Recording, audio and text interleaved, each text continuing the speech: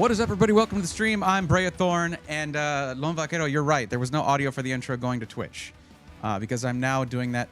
Well, it's a complicated setup. But hi, everybody. Welcome. Happy to have you here.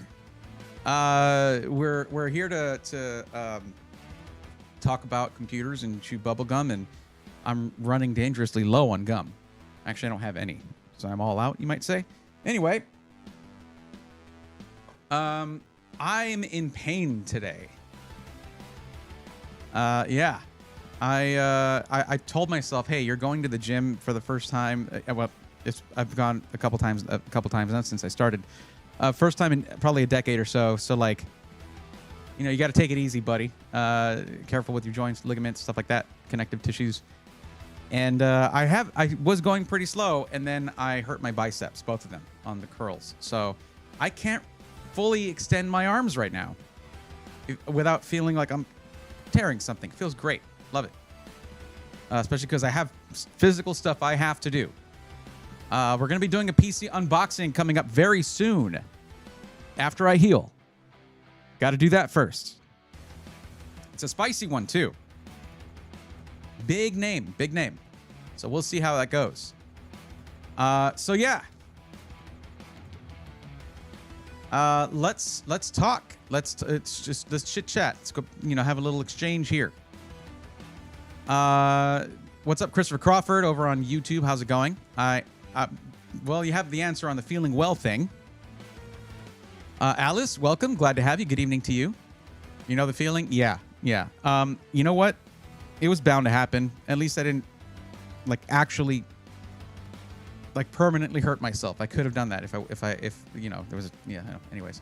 Lycos 45 on Twitch, welcome. How's it going? And Lone Vaquero letting them go first. How magnanimous of you. Very kind. Thank you. And Easy Jake Oven, thank you for the partner anniversary wishes. And Tough, thank you as well. Yeah, I guess, what is it? 3 years now? Is it three or 4 years? I think it's 3 years because I got partner no. Yeah. Shortly before TwitchCon 2022. So 2022, 3, 4, 5. There you go. That's how math works. I'll break on my first payout yesterday. $360 for 3 days of work last week mixing mortar. Oh, very cool. Congratulations, Vaquero. Very cool. Keep that excitement. Hard work should be rewarded, so that's good. Massage gun is a key ingredient. Jake, I do wish I had one, actually. And they have stuff like that at the gym. It's just, I didn't know I needed it yet. Bergie, thank you for the happy anniversary wishes. Appreciate that. I didn't even know that it was that until chat told me. If they sent me an email, I missed it. Alucard, welcome. How's it going? Thank you, Zintech. Thank you, Alucard. Much appreciated. What's up, Zintech? But yeah, we're gonna do the thing. Oh boy.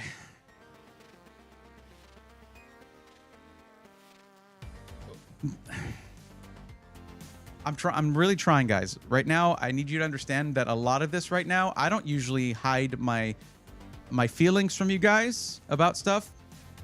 But the upbeat, positive Bray is the one you're mostly used to, unless I'm ranting.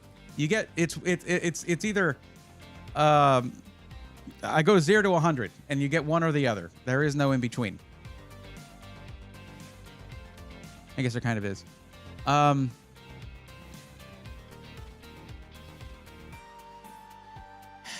So I was watching a Gamers Nexus news thing, and there was a bit in there that made me stop and actually curse out loud. I mean, I cuss all the time off stream and all that, but like, it was me alone watching TV. And I was like, hold on. Okay. I was like, no way. No way. So, yeah. Observer of Thoughts, thank you for the lurk. I appreciate you. And of course, you guys actually get an emote. I hope you get to keep the little purple part. Could they have picked a better colored hat? Purple and yellow. Look at that. That's our buddy RGB right there. yeah, so we're going to watch this little segment. I got to find it. Just a segment. Of course, I don't need to encourage you guys to go watch Gamers Nexus. A lot of you already do. Maybe not all their videos, like I kind of do, but you know, I consume a lot of content. Okay, a lot of tech content. That's like, I sort of immerse myself. What's up, Dark Force? Thank you for the lurk. I appreciate it. Nothing much. Just planning a PC build by October or November. Trying to figure out exactly what I want to get. Well, this might affect your opinion on that. Lombocado says 8. 8. Okay. All right. Just 8. It's just an 8. Guys, don't worry. It's just an 8. That's what that is. I should probably put a thing here. Oh, also, did y'all who noticed this? Who noticed this? Now, these lit frames, these LED frames, the artwork and the frames are both from V1 Tech. And they're at all the cons and all the stuff where they have the big display with all the art and everything. And these are their version 1 LED frames. And I was on there with V1 Tech.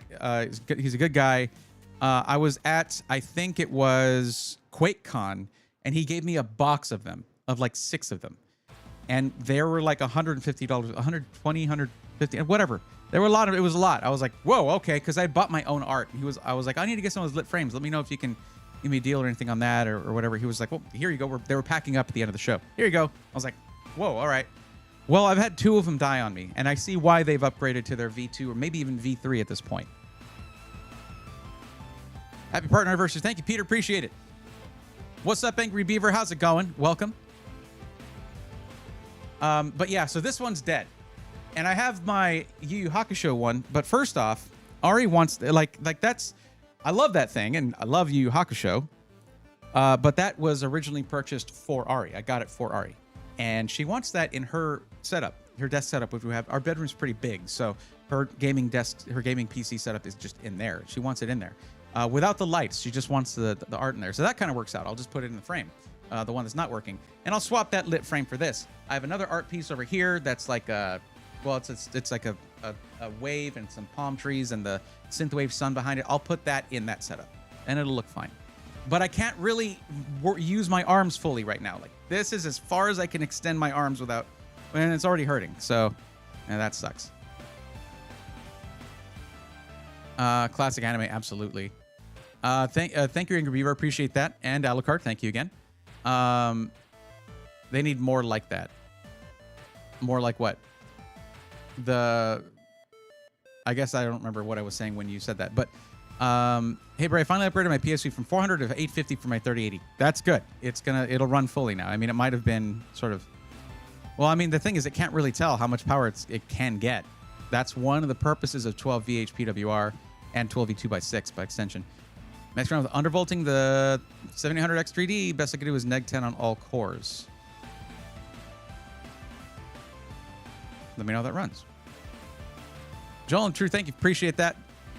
Your arms hurt like my feet do. Man, WTF, lol. Getting old sucks. Well, no, Angry Beaver, it's from the gym. I used a curl machine that I'd never used, and it made me do, like, the resistances throughout the entire movement, and my ligaments weren't ready for that because it was my first time doing curls in a long time. So, yeah, never mind. I was thinking like the Twitch Lite or something from what I saw you pointing at. Oh, no, yeah, no, I'm talking about the Zelda, the LED frame for Zelda. Like, the Link one is on. This one just flickers now, so I have it unplugged. It's getting 3050 performance. Makes sense. What's up, Dodger Dog? Hope you're doing well. When I get a car, plan to overclock the AC. Seems legit. Over in YouTube land, we got more people coming in. What's up, Robert? How's it going? Welcome. Sailor, how you doing? Glad to see you. All the usual suspects coming in. Love to see it.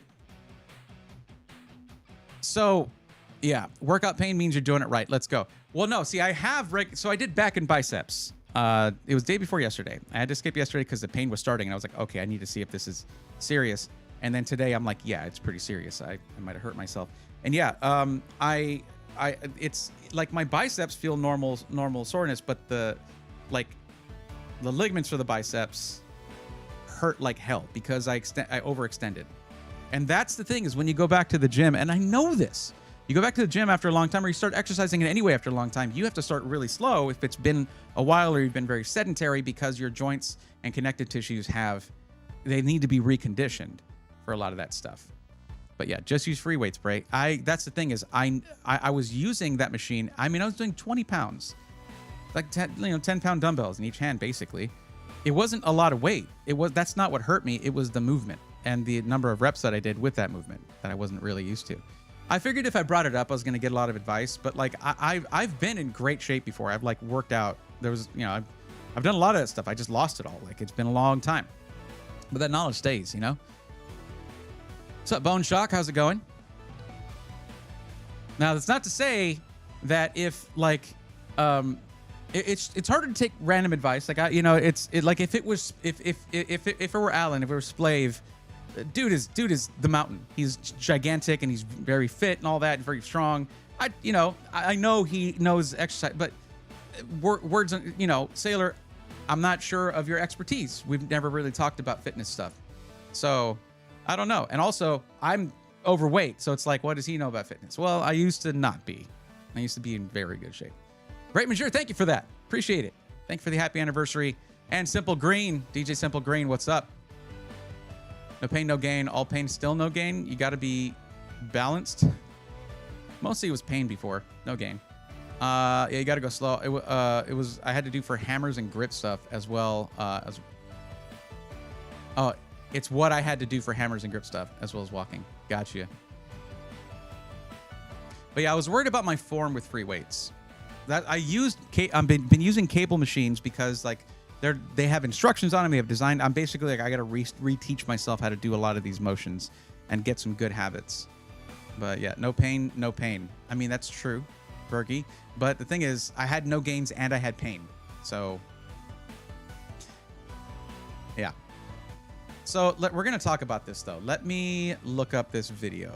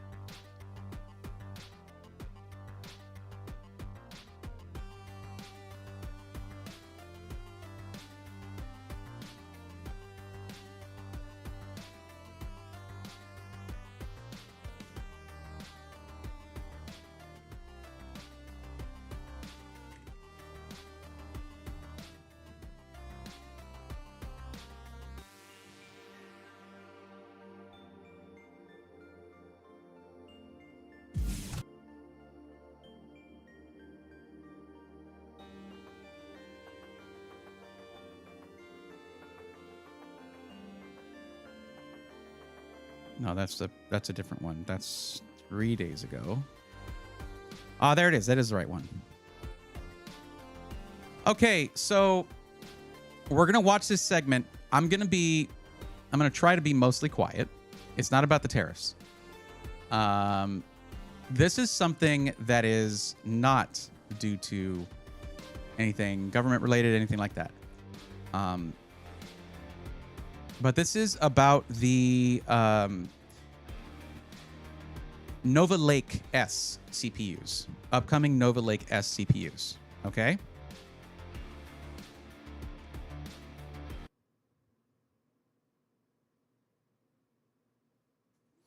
So let's check it out. You guys tell me when you guys tell me what caused me to lose my mind while I was watching this. I want to know. You'll know it right away. Speaking of Intel, two leakers have allegedly revealed information on Intel's new upcoming Nova Lake S CPUs. Surely these will save the company. Leaker Golden Mango tweeted an image seemingly revealing 7 upcoming Intel CPUs that are headlined by a Core Ultra 9. Okay, first off, crazy, absolutely insane. That's absolutely insane. And so is this. But still, just keep watching. All the way down to a Core Ultra 3. The specs include a 16P core, 32E core, 4 LPE core, That's getting really complicated. 150 watt Ultra 9, followed by a 14P Core Ultra 7, 8P Core 5, down to a 4P Core 4E Core solution. The image also highlights how there will be 3 Ultra 5 SKUs, all of which supposedly will be 125 watt processors. TechSpot writes, quote, Nova Lake S will introduce a new LGA 1854 socket and 900 series chipset, necessitating new motherboards but enabling a host of next generation features, end quote. And this would move Intel to a new socket within one generation of its highly criticized Arrow Lake S processors that launched. So it's at the same time as AMD is launching its AM4Ever 5500X3D. Like total opposites of what they're doing. Leaker Jkin also shared alleged Nova Lake platform PCIe and USB specs, which indicate chipset support at allegedly 48 total PCIe lanes for I/O, and indicating as well 24 being PCIe 5.0. This last one is fun.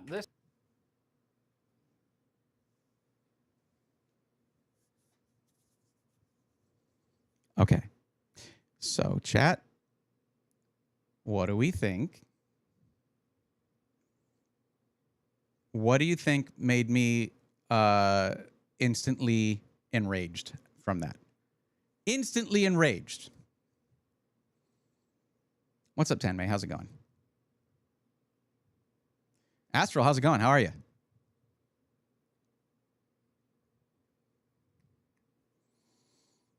Peter, not really, no. The core count looks amazing, actually. I mean, 48 cores for the i9, 16 of them are performance cores. That's insane. Like, they just want to own Cinebench. That's what they want to do, right? And video editing in general. I mean, they already do, but okay.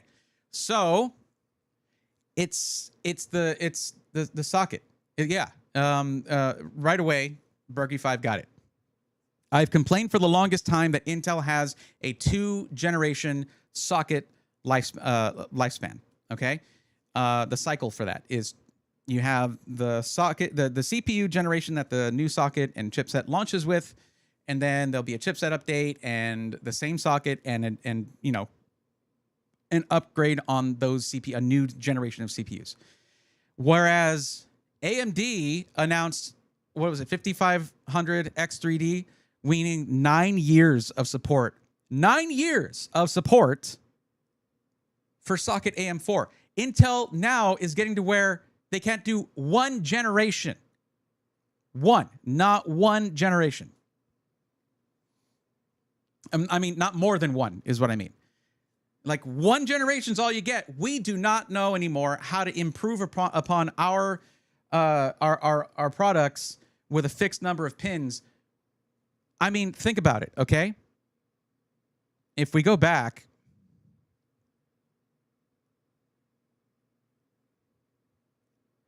I want you to think about something here, okay? What is the current socket? The current socket for Core Ultra 200S.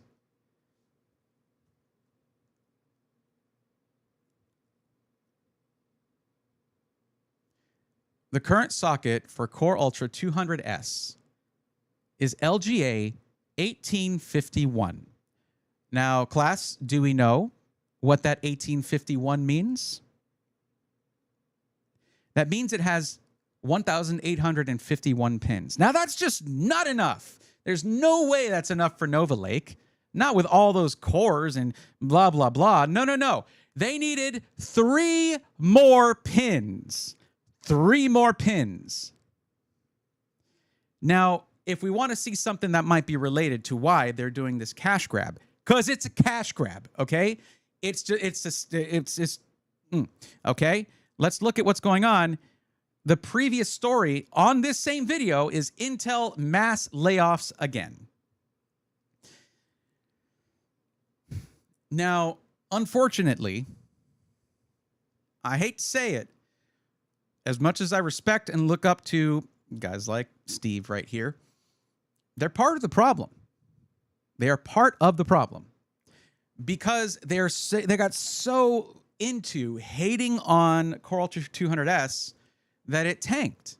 Like, for years they're like, they need to have lower power draw. They need to be more efficient. They need to have better heat better thermals. And then Intel's like, all right, bet, here you go. And everyone's like, oh, it's not better than X3D. They're like, it can't be. We don't have 3D. We don't have, it's gaming. That's just gaming. Here, look at all the other stuff you can do. No, 1080p gaming forever.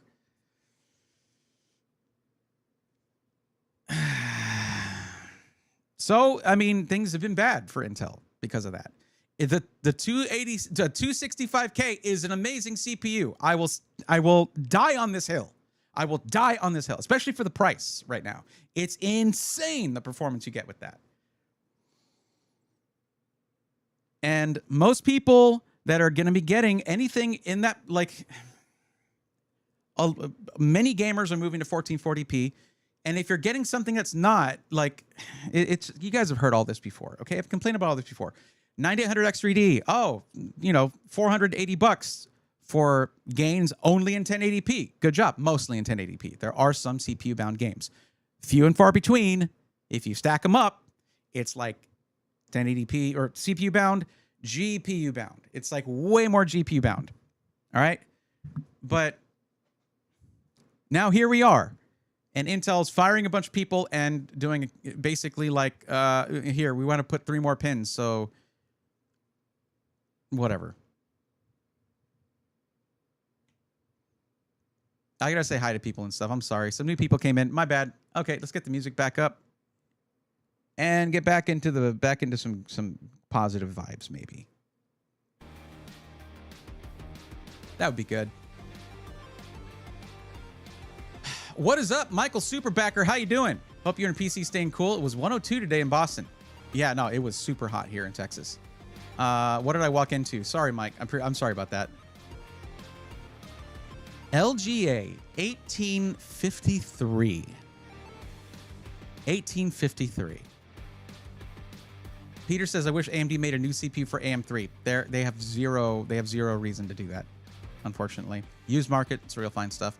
I mean, they, like, seriously, you can't get mad at AMD other than second gen Threadripper. Like, that's it. Because that socket was supposed to be supported for a while. Basically, that's what this is. That's the reason why I don't watch him and Linus for the most part. I watch them both. Like, there's times where I agree with them and times that I don't. You're never going to always agree with somebody. If you do, that's called an echo chamber. And you should maybe find other sources. Because they also make a lot of motherboard chips. So if they need new motherboards, they make more money. Their executives get bigger bonuses, and their significant others get better plastic surgery. Bergie, a little editorial, but yes. So basically manipulating the market to drive profits by forcing key components to change and require end users to buy new stuff. Yes. I mean, I don't get it. Why you need those 3 more pins. It's...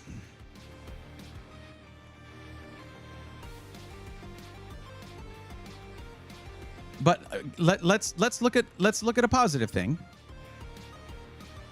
and we can talk about how insane this is. Okay. I keep going to my Stream Deck. I have a new pedal because my pedal stopped working, so I'm good. Oh yeah. Also, Tan May, happy to see you here. I don't know if I already said hi to you, but and again, Adam, thank you for the lurk, and Michael, I'm sorry I missed your entrance. I always like to say hi. Intel kind of screwed themselves with how they handled 13th and 14th gen Pro customers using consumer CPUs. 1853.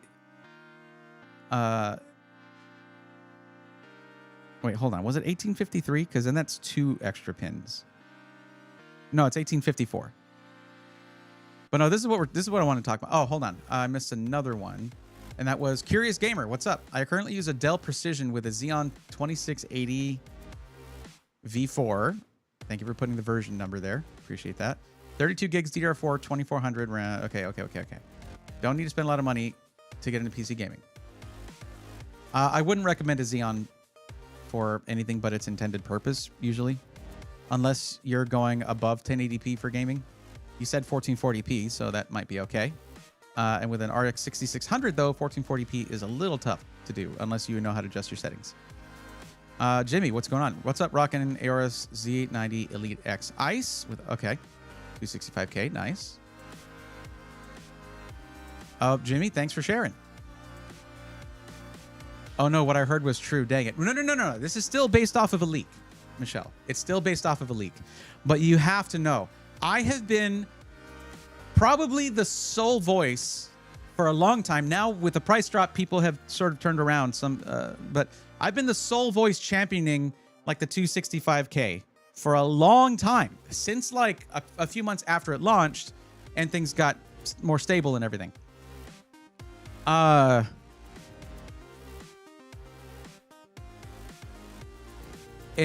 it hurts. It hurts to hear that potentially might happen. But glad to have you here. Yep, that's right, Jimmy. I've been talking about that I had a video a while back, like when everyone was dunking on this thing, or so they thought, because all they can manage to do is test 1080p gaming and say that, oh, it's not good for gaming, then don't buy it. And it's like, dude, the only benchmark that matters is enjoyment. That's the benchmark that matters. And if you're playing at 1440p or 4K, your CPU barely matters. Unless you know you're playing games that are CPU bound.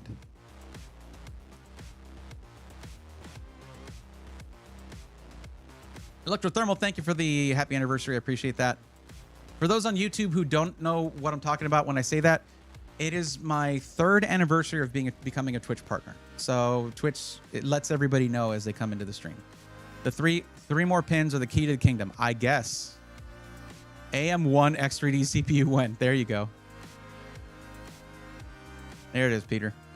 Corporate greed is its own brand of unchecked cancer. It's kind of annoying.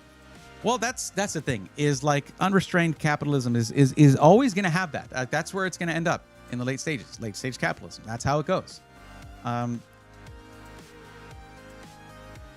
Should get a 2016, 3 more years is more power. 2016? What? Oh, 2013 Chrysler. Oh, okay, I feel you.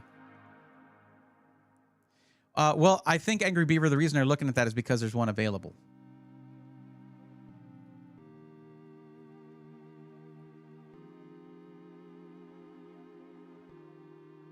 I don't know what the hell happened, but my Braythorn notification didn't go off. I guess me and Twitch are fighting right now because Twitch just doesn't know it. What's up, Triple B? Happy to see you, bud.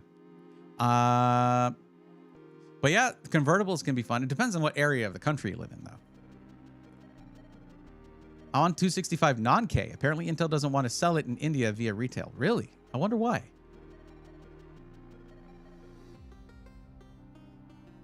I wonder if you could find it on like AliExpress or something.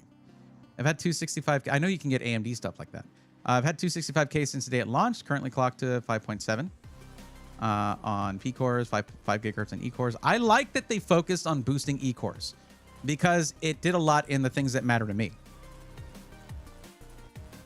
Thanks, Michelle. Appreciate it. Hello from Manchester, UK. Hello from Texas. Welcome. Wouldn't recommend any of the Intel Core Ultra non-K SKUs for gaming at all. Well, that's Tenmei did not specify what they would want to use it for.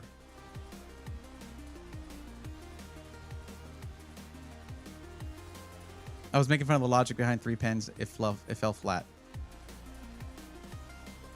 Oh, 3 more years is more power. I got it. Okay. So let's talk about this, though. I mean, basically, Intel has been in a one-company arms race here on core counts because, other than Threadripper, of course, AMD is not chasing after him core count-wise. You do have to remember, though, that AMD still has hyper-threading. So you have 2 threads per core. Intel, with this current generation, got rid of that. So if you have a 24-core CPU, it has 24 lanes. If you have a 16-core AMD CPU, that has 32 lanes. So lanes, 32 threads. You're talking about PCIe lanes. So let's look at this, though. The Core Ultra 9 is actually distancing itself again from the Core Ultra 7. I guess when they had the current CU9 and CU7, is that what we have to call it? I don't know.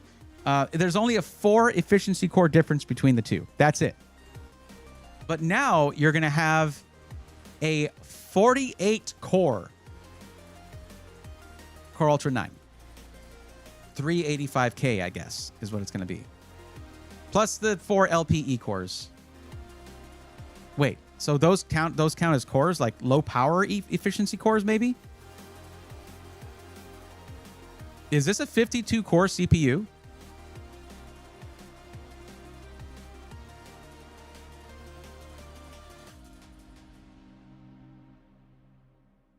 No, but like for real, is this a 52 core CPU? Are we counting the 4 low power E cores? I guess that's what that means. But that's, of course, that's one, right? Then you have this 14 P cores, 24 E cores. So 38 cores plus 4, 42 cores on the quote unquote i7. So CU7, Core Ultra 7. That's. And then the freaking Core Ultra 5. This is nuts. The number, they're just really bumping up those E cores like crazy. If the rumor is true, this is a quote unquote leak, so we can't. This is not anything from Intel. Man, that's bananas. Now the big jump though is going to be from the Core Ultra 5 to the Core Ultra 7 because you're going from 8 performance cores to 14. Going from 14 to 16 in certain things that require the performance cores, not going to make a huge difference. But damn. Everything else, though, man, I don't know. This, like, if it wasn't for the socket thing, that actually sums up my opinion of Intel. If anyone wants to know, like, hey, what do you think about Intel? Well, if it wasn't for the socket thing, also them doing things like refusing RMAs for known issues during 13th and 14th gen problems before it became public. Other than that. Bergie5, at some point, how many cores do you really need? There has to be a max gain. Really, it's going to depend. That's the thing. At least with Intel here, with this generation, you're going to be like, how many do I need? And you can pick based on that. If you know you need 52 cores, you know you need 52 cores. I got to see like how the Puget bench results come out on these, or get my hands on one. The thing is, guys, I'm this close to a new primary editing machine, to doing that. So, do I wait?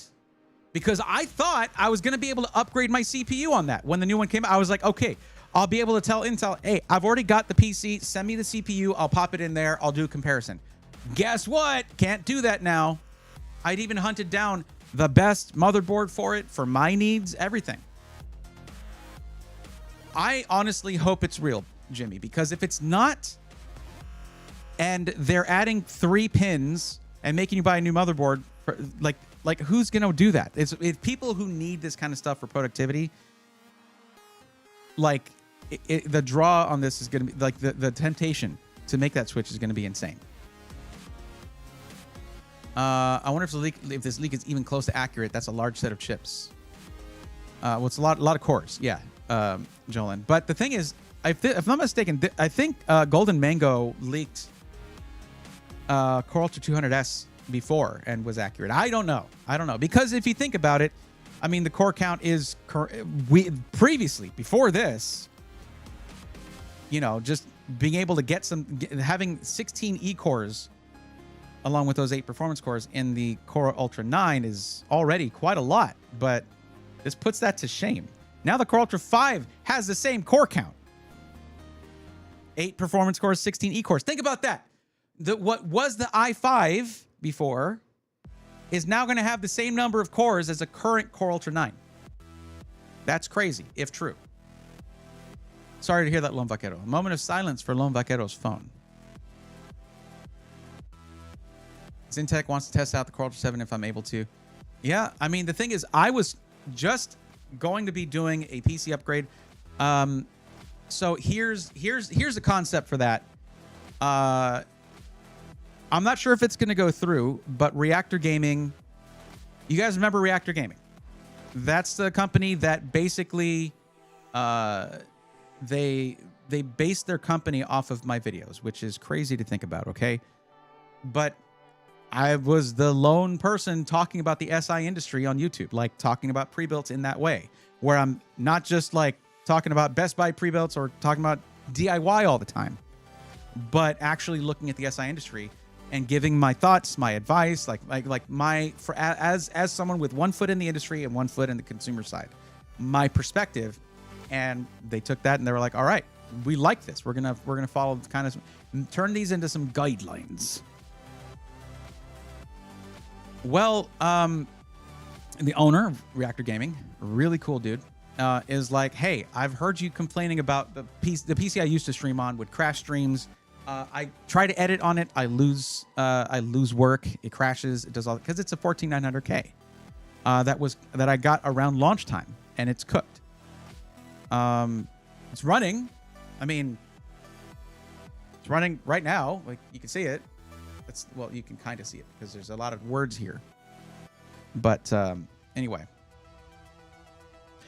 but he wants to like, hey, I want to build your primary editing machine. We're gonna do like, how do we want to do this? But I'll provide it for you, like, because it's to him, it's giving back. Now, y'all know how I am when someone's like, hey, I'm gonna be generous to you, and I'm just like, whoa. That I feel weird with that. Like that, it always throws me off. I don't know how to handle it. And it's like, I'm the one who does the giveaways or whatever. And it's like, not that I'm very good at those, by the way, but yeah. Ask anyone who's won one. Anyways. But yeah. But I mean, they're fun though. They are fun to do. Just the streams and all that when I do that. Anyways. What was I saying? So, oh, there's still one giveaway thing I got to send out from a while back. But anyways, they know that.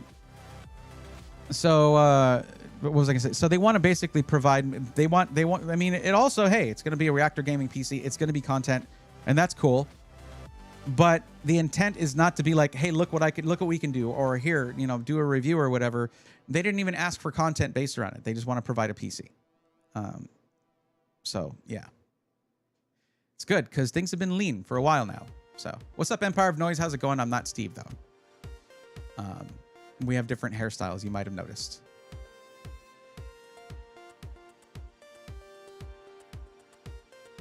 Oh, you said hi to Steve. Steve, what's up, Steve?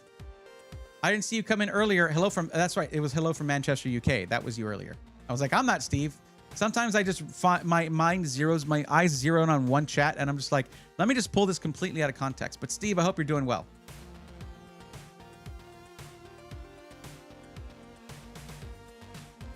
This will be the biggest generation performance leap thus far. If this is solid info, as much as I want to say I'm not getting a whole new board for the new Gen's 3+ pins, I'll be doing so at the end of the day. I hope they remain on the 1851 socket. I spent $400 on my board, and I have solid tube water cooling. I'm gonna have to redo everything. Yeah, Jimmy, that's crazy.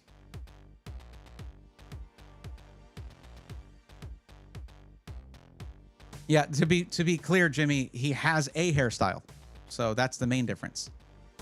I went full on wind tunnel with mine, aerodynamics all the way. Very eager to see what next-gen Intel does and how AMD competes for it. AMD is off on their own thing right now, where they're like, we own gaming, and to be fair, they do. Nothing really beats it. I watched a video where, okay, so LTT did this thing where they built the most average PC, and then they did the thing where they put a 5090 in it for a second video. And then they were like, but how does it perform if we put it on the 9800X 3D? And when it at 4K, like at 1080p, they were like, wow, the 9800X 3D helps a lot. Duh, yeah. At the 4K, for the 4K results, though, they were like, whoa, what a surprise. I'm like, that's not surprising to you. That's not, But there were a couple of games where it is more CPU bound. Has anyone tried to disable certain E-cores, chiplets, to save power like ARM does? You can disable E-cores in BIOS. I believe you can just do all of them. I don't know if you can do specific ones. Wireless, thank you. Sick PCs, thank you. Zenital Flash, thank you. And welcome to all of y'all. That'd still be awesome to see some new content about Reactor Gaming from your POV. Absolutely. Yeah. I was wanting to ask, what is it that the CPU threads do? I forgot.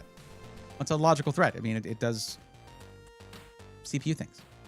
Like, okay, look, I can get into a really technical answer on that, but basically think of it as, it's like, it can do processes, right? That's how many you can do at once. And you have physical threads, and then you have logical threads. Like simulated threads, basically, with whatever. You know what? Honestly, I don't have a simple, easy answer for you. And even that probably sounded way off base. It's not something that I've had to explain for a while. So I'm going to do a video on it, and then, you know, you can take a look at that. There's a lot of things where when we get into deeper stuff, I just assume, like, I just have a familiarity with it, but I've never sat down and explained it to anybody. So, I mean, hyperthreading's been around for a really long time. Not something I've thought about for a while. PC spec me years back, still killing the games, now mostly homework. Nice. The pro version of the Arctic 420, no idea when they're going to release that. I actually wish I could have talked to them at Computex. I didn't. Thread pipeline for info to travel. That's a simple answer. There you go, Jimmy. Thank you.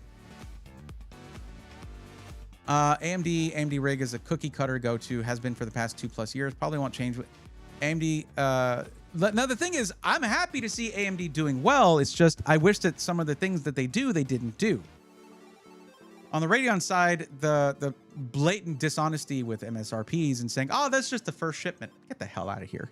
That's some NVIDIA level stuff. Get out of here. And then core parking just makes me angry. And I wish it didn't have to be a thing. Like, figure out a scheduler. Work with Microsoft. Get your scheduler set up. And that way, because, oh, we don't want the gaming stuff to go under the wrong CCD. And then you've got latency for chiplet to chiplet latency. Okay. You figured out how to recognize the game's being played, so you shut down one of your chiplets. Instead, look at that and be like, okay, all that goes to these cores. Background processes, stuff like that. Someone who's streaming gameplay, and they're going to be running a ton of stuff in the background because they have a really complicated stream with a lot of things going on. Cool. You're good. You can have all 16 of your cores, 32 of your threads. There you go.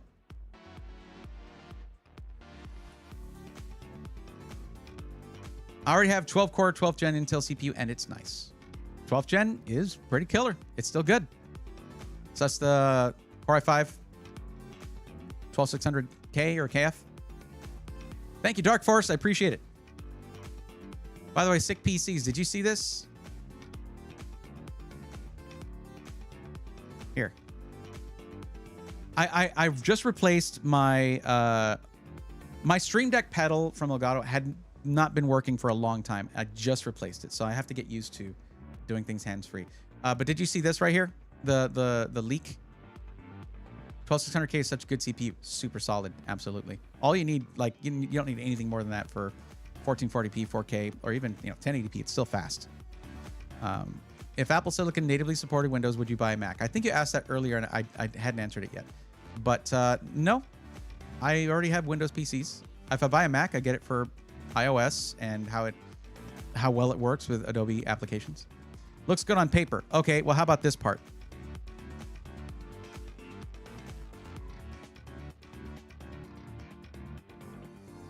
One gen. We got one generation at LGA 1851 just so they could add 3 more pins.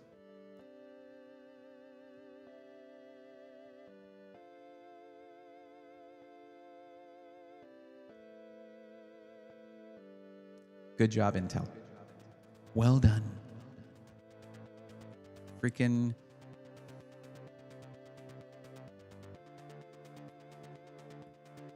Meanwhile, AMD's coming out with the 5500 X3D and supporting AM4 for 9 years going now.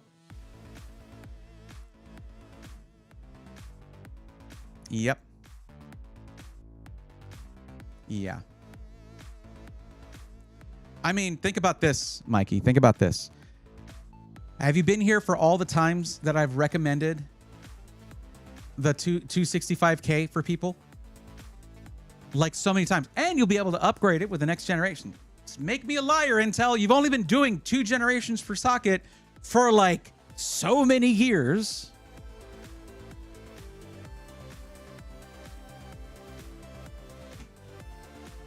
But of course, there is this one right here where they're doing mass layoffs again. So Intel's not doing well. I guess they need the extra socket money. Those 3 pins are going to make them back all their money. 3 freaking pins, man. Well, I mean, dude, you're talking about how many? You're talking about a 52 core Core Ultra 9. 52 cores. Going from 24 to 52 is pretty insane.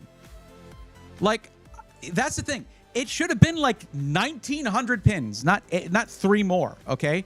It should have been that would make sense looking at how many cores there are. 52 cores on the Core Ultra 9. 42 on the Core Ultra 7. And the Core Ultra 5, 365K or whatever, is going to have the same number of cores as a current Core Ultra 9, the 285K. 8 P cores, 16 E cores. Wait, oh no, is it 24? How many E cores does it have? I'm questioning everything right now.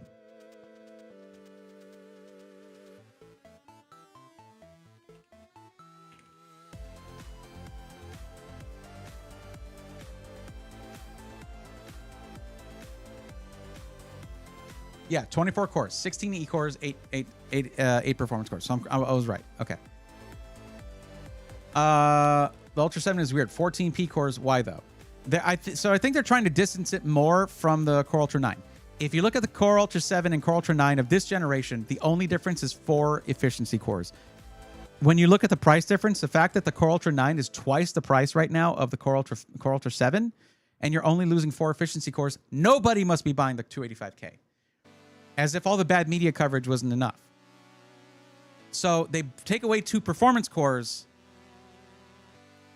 and then they also take away 8 efficiency cores. So, yeah. They're trying to have more separation in the product stack, I guess. Yeah, the new Core Ultra 9 looks insane, honestly. I can only imagine how much those chips are going to run us. It's going to be expensive. I mean, it's probably going to be about the price of, I don't know, 9950X 3D. Except you won't have half of it shut down just because you want to play a game. So that'd be nice. At that point, go with 12 and 24 for math. What, 24? What do you mean 12 and 24? Oh, you mean on these? Within the Core Ultra 12 performance cores, 24 efficiency cores? Or you mean 12 performance cores in the Core Ultra 7 and 24 on the... Okay. No, I'd rather have the 14. This is still probably going to be the GOAT right here for anyone doing content creation. Intel's in the e-waste business, and business is booming, Sailor. I hope AM5 gets the same level of love from AMD. I can't see why not. It's like that's how they run things other than Threadripper 2 or 2nd gen Threadripper. I do understand the 3 I do understand the 3 additional pins though. If they wanted more PCIe lanes, there's only one way to get them. It would have been nice to stick with the 1851 socket for one more gen, but I just don't think there was any room for improvement in the platform without extreme overclocking and instability. The thing is, with this many cores, quick look at how many...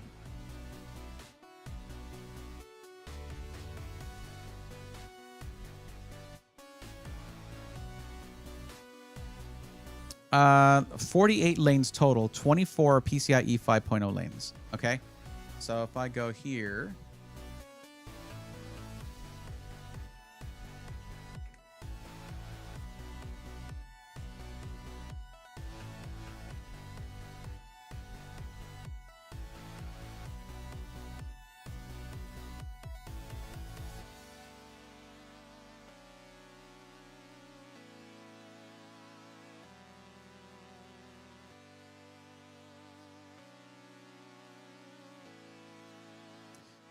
LGA 1851 PCIe configuration. You have... Hold on. Can you just give us an overall number, Wikipedia? Come on. 16 plus 4 plus 4. Wait. No, that's... Okay, so 16 plus 4. So 20 lanes. So you're getting 4 more lanes of PCIe Gen 5. Wait, no, hold on. 16... Wait, what the hell does... 1x16, 16 or 2x8 or 1 by... Okay, 16 plus 4, 20. And then 4.0 for M.2. So 4 plus 24, so that's 28. 28 of those and 20 of those. So 48. 48. So what they did was they took 4 of those PCIe Gen 4 lanes and made them PCIe Gen 5. That is it. That is what they did. It's still 48 lanes total of PCIe split between Gen 5 and Gen 4. Is that right? Hold on. Wait, 24 processor PCIe DMI Gen 5 lanes, so that's 4, so 28 of those actually. And wait, chipset PCIe 5.0 lanes. Okay, this breakdown is different. The breakdown is different, but it's still 48 total lanes. So it's going to be more PCIe Gen 5, which, great, sure. But like 3 pins, though.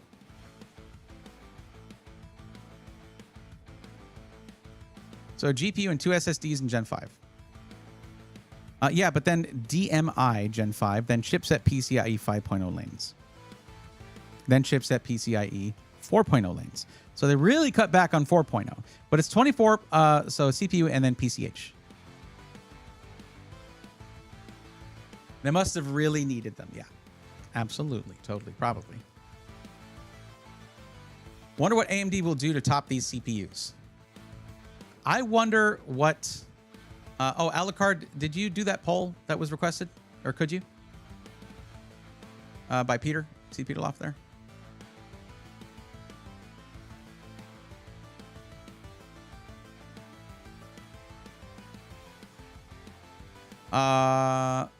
Okay.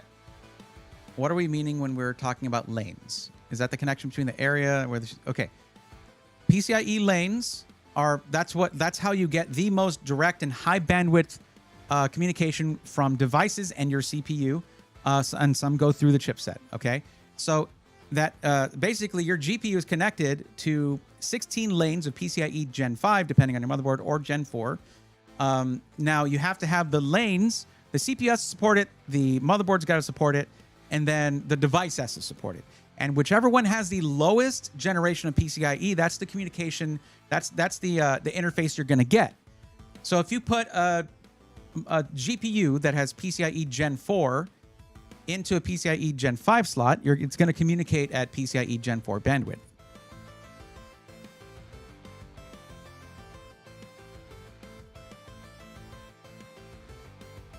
So is 7800X3D still the best bang for buck? Area code's 11, bang for buck for what use case? Because it's gotten cheaper, but it's still, there's cheaper options. So if you're just trying to do, I don't know, you want to game it 1440p or 4K, it's not the best bang for a buck. If you want to game at 1080p, maybe. Not financial advice, but AMD has been raking in market share, but their downstream distribution at MSRP has been a joke.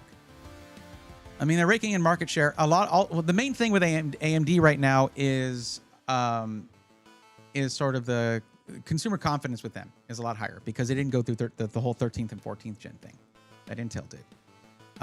And also, they didn't, do the thing that Intel did with... Well, actually, they did. Actually, we do need to take a step back and remember, because I surely forgot. We got to take a step back and remember that 9000 series Ryzen launched much the same way that Core Ultra 200S launched from Intel, where it was not huge performance gains, mostly better efficiency, lower power draw, things like that. That had happened too. Everybody forgets about that for some reason. But then the 9800X3D comes out. And of course, anything X3D is just going to win at gaming. What I would have wanted to see from a leak from Intel is what their solution is going to be for X3D, something similar. What would you suggest for 1440p? Nothing with an X3D on the end. At 1440p, unless you know you're playing a game that's CPU bound area codes, you don't need an X3D chip if you're not playing at 1080p. Their answer is more cores. Games don't utilize that, though. So if they want to get the gaming market share, they got to have something. Thank you, Alucard. Appreciate it.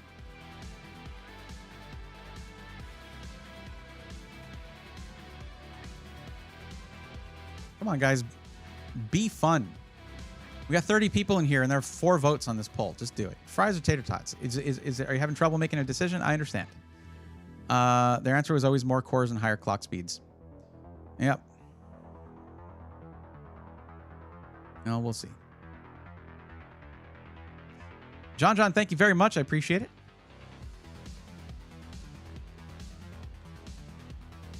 Empire of Noise. You won't go wrong with a 7800X3D. Empire of Noise, I'll say it again. Unless you're gaming at 1080p, 3D V-Cache in most cases is a waste of money. Unless you know you're playing a game that is more CPU bound. Like some RTS games, real-time strategy games, need a lot of CPU. If that's the case, yeah, X3D. Microsoft Flight Sim, X3D, sure. Call of Duty, no, don't need it. Get yourself don't get the cheapest CPU you can get, but you can certainly save quite a bit on the CPU. Triple B, I cannot imagine, could not guess. There's no way I would know. And I certainly never owned a t-shirt that said it. Although I don't have that anymore. I don't know where it is. CS2, I think, is mostly CPU. CS2 actually went a little bit more on the GPU side than before. Some of the effects, of course, dropping smoke was always a thing. But it's even more so. It's not completely CPU now. Disagree about Call of Duty? You need an X3D chip for 4K in Call of Duty? You think so, sick PCs? For 1440p, they did say 1440p. Really? Okay. I mean, the effect of going fully GPU bound is not as strong in 1440p, but it's definitely there. To the point where you look at a chart in 1080p and the difference is massive, and you look at 1440p and the difference is a much lower percentage, to the point where you're like, you don't want to pay 40% more for your CPU to gain 5% in frame rate. I just said a random game. So if you play a lot of Call of Duty and you know something I don't, cool.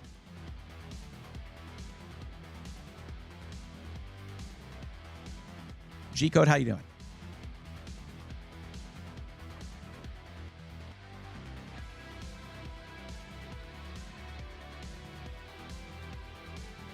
Oh, okay. Triple B, I just realized that you're talking about the poll that we're currently running. I thought it was a vote for Pedro joke. But yeah, he'd vote for Tots.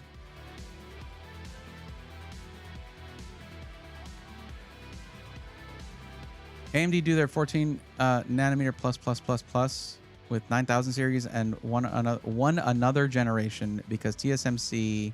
Oh, will AMD do? TSMC pricing for newer nodes and availability is being diverted to EPYC and Instinct customers. No idea. Tiger Lily, thank you very much. I appreciate it.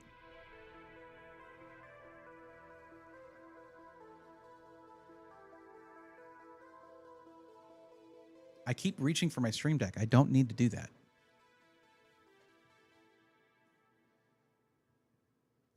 This game is terrible, don't get me wrong, but it does scale well with better hardware because you can get 400 FPS in 1440p, 300 FPS in 4K. It's worth it for X3D because of that.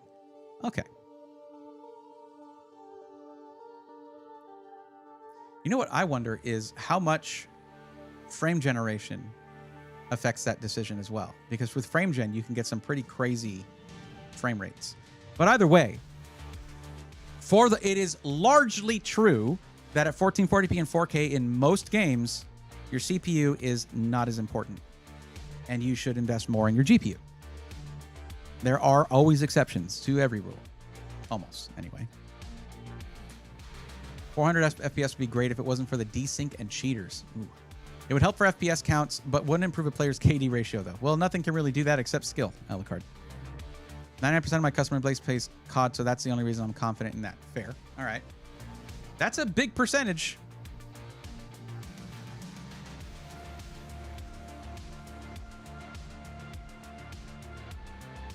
That's like almost all of the percentage.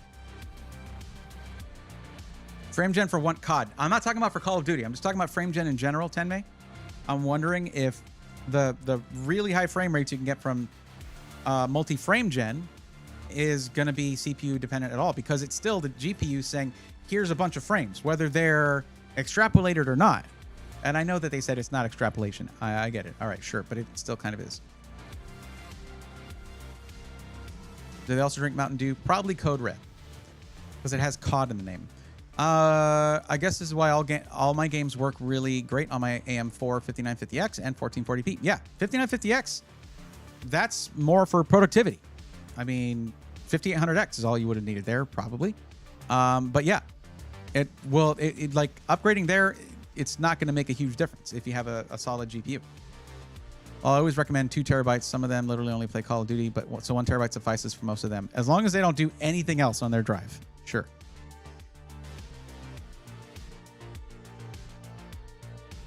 I've just been playing Silent Hill 2 on my 750X, 700X TX. Got RoboCop lined up to play though next. Is there a RoboCop game coming out? I don't pay enough attention to games. Yeah, but not for more than that on just 1 terabyte. Yeah, that's what I'm saying. You do anything else? I mean, God, my freaking arms are killing me. It's hard to think. And yes, I did medicate for it. I don't regret my 7000X 3D Simple Green. Sorry, I think I missed this. Don't regret my 7000X 3D gaming at 1440p at the time. Was a toss-up between that or 14th gen Intel. Glad you made that choice, actually. Enough reviews sold me on the X3D. Then a few short months later, the microcode issue with Intel was happening. Yeah. And I mean, the thing is, guys, you've seen me. If someone says they're just gaming, I don't, and the budget is high, I don't care what resolution it's at. If it's a high enough budget, I'll just say 9800X 3D. It's the best for gaming. Once they start saying anything else, like, oh, I'm going to be streaming too, or I'm going to be doing this and doing that. All right, then we're going to do. Although gaming and streaming on the 9800X 3D is literally what I do on this PC, and it works great. Okay, it does. But I'm talking about other stuff. Like, I don't know, man. I used to be confident about a lot of things, and now it's just like I keep getting shaken. I had a belief about how Intel did things, their SOP, their standard operating procedure. And then they just upended that, perhaps, if this leak is true.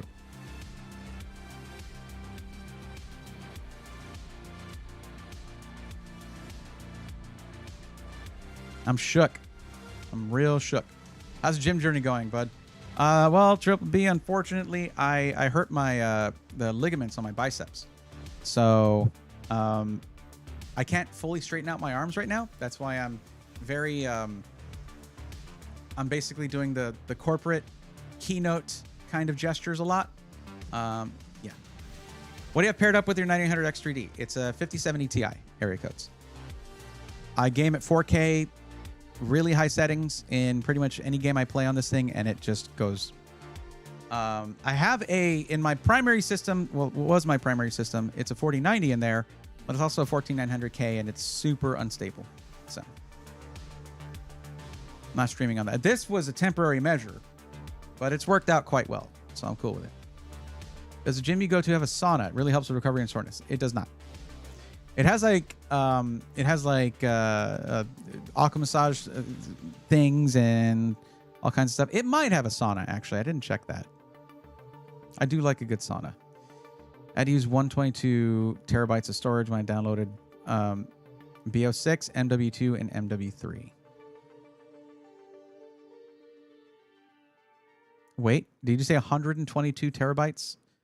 Angry Beaver, are you sure it's 122 terabytes? I don't think it's 122 terabytes, Beaver. Watching Twitch now while running around WoW Classic, not very taxing. Fair. All right. Does current COD is like 200 gigs, I think, with multiplayer and Warzone. If it's just that one, then it helps a bit. There we will do more. You go to Planet Fitness? Yes, I do. TTMF, I guess. TTMR, rather, it looks like. But it looks like Tater Tots won the poll. It disappeared, so I didn't see the actual full... Where are the full results? Does it say so on the thing? I have it here, probably. No, I wasn't managing it, so... View results. There we go. 8 votes for Tater Tots, 7 for Fries. Close one. I'm more about Fries, personally.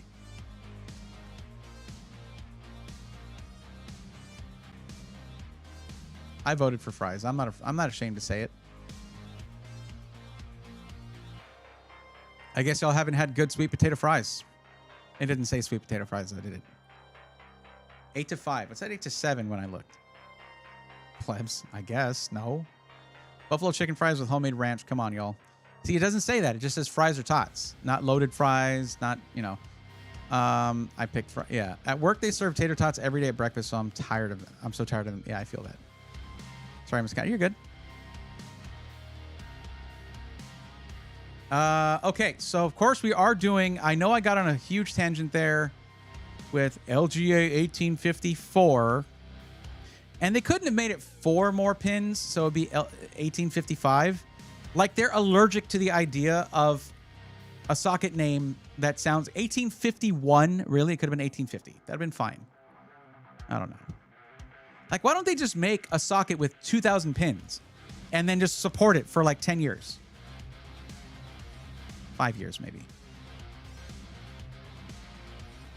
Let me go to the form, and we'll see if anyone has submitted one, and we will go from there.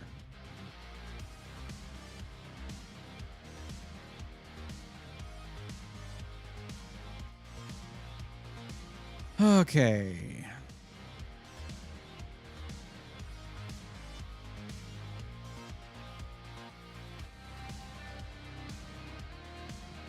G code. Yep, it got you. Let's take a look at what happened.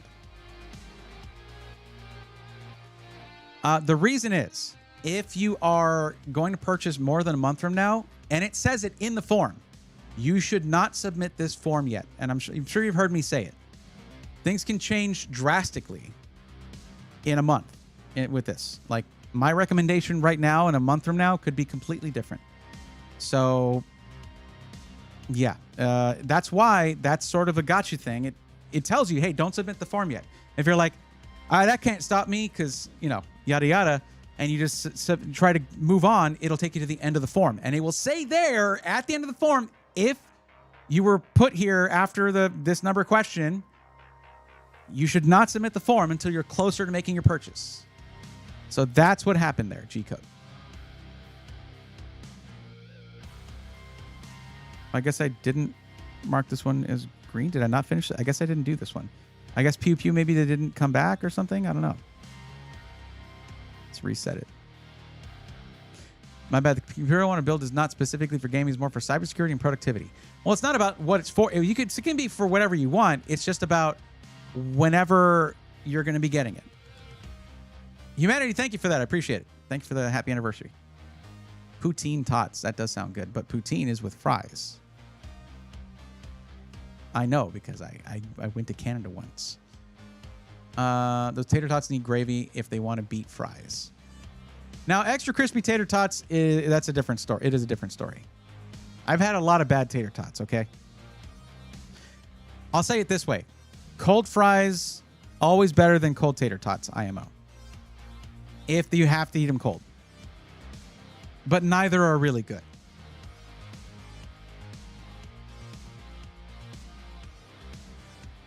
Loaded tots from Sonny's Barbecue with some chopped brisket tossed on it. Chopped brisket's always going to be good. My bad. Yeah, okay. Any 5K budgets hanging around? I still have Eternity up for grabs. Oh, well, there you go. Not that I know of. Not that I've seen. I mean, you can see it on the screen here. The budgets that people have come in with. Highest was 4K. A lot of people are sort of backing off on, look at that, going back, continue. Let's see how far back we have to go to see a 5K budget.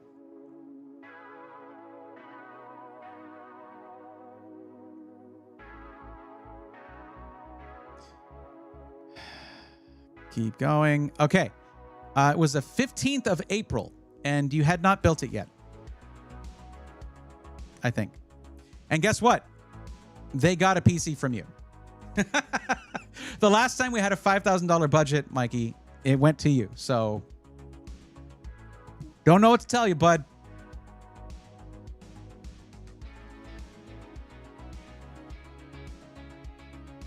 Hey, chat.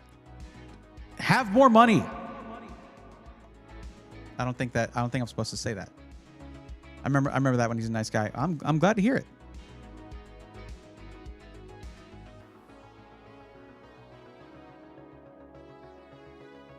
Honestly, I look in the mirror and I tell myself that every day. Okay, so. Oh yeah, my bad. Let me just get my bands up. Oh yeah. Hey, you know the bag? Go get it. Go get that bag. Probably.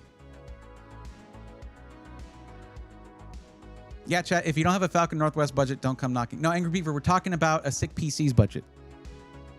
Talking about sick PC's budget. Send that 10% commission over to Bray. 10%? You think I get 10%? That's funny. That would be amazing. It'd be amazing. It's nothing like that. Not with any SI. Nor has it ever been.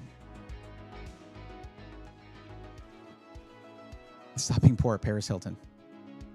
Hey, I did go to a casino today and I won more than I brought. Egrex, that's awesome. There you go. Just do that every day. That's good advice. Don't do that. It's not financial advice. Hooters, lots of tots are my go-to tots. Soggy fries better than soggy tots. Yep. Tax-free 10% even better. Sure. That's what I get. Listen, the specs are insane. I swear. Yeah. I know it. Undisclosed information. I got a 4090 from work for free, but they don't know. John, you use that word. Undisclosed. You use that word. I do not think it means what you think it means. Because you just disclosed it in a public chat.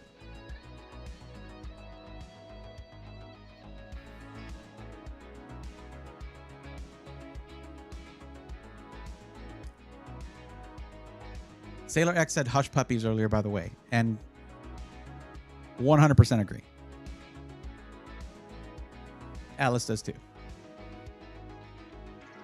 Robert said 40 cores, no boost. Is there no boost? I closed the I don't even want to know. What has 40 cores, no boost? 40 cores, no boost is actually competing with companies replacing x86 with ARM, so hyperscalers. Jensen must be dancing and listening to you say, have more money. Jensen listens to me. That's the real pun right there. That's the real punchline right there, rather. Our secret. They were going to e-waste. They were going to e-waste to 4090? No. I don't know what the company name is, but oops, that's the wrong button. There we go. Is it, which one does it? This? There it is. Insert company name here. No. There you go. Maybe I should have used this voice. I don't know. That one always makes my no. I didn't get any peaking on that. That's good. I have limiters. Only gamble if you're willing to potentially lose that money. PSA. Egrex, my rule back when I'd gone to Vegas a couple times and I did a little bit of gambling. I never really was tempted to do a lot of it. But when I would do it, I would go in and say like, all right, this $500 or whatever is lost to me. I have lost it. Let's just have a good time. That's kind of the mentality you have to have.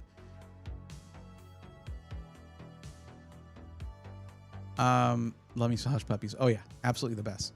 Yeah, one of those Amazon Lambda computers, dual 4090s. Oh, okay. Well, where's the other one? They do ship their e-waste to Texas. Unsure of where though. I'm not gonna break in and steal those.